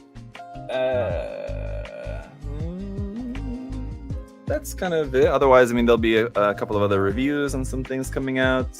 I got to work on, I'll be working a lot on a master grade F91 custom build that I'm working on. That's for a commission. I'm not sure if I'll do any kind of like work in progress video or anything on that, maybe necessarily, maybe.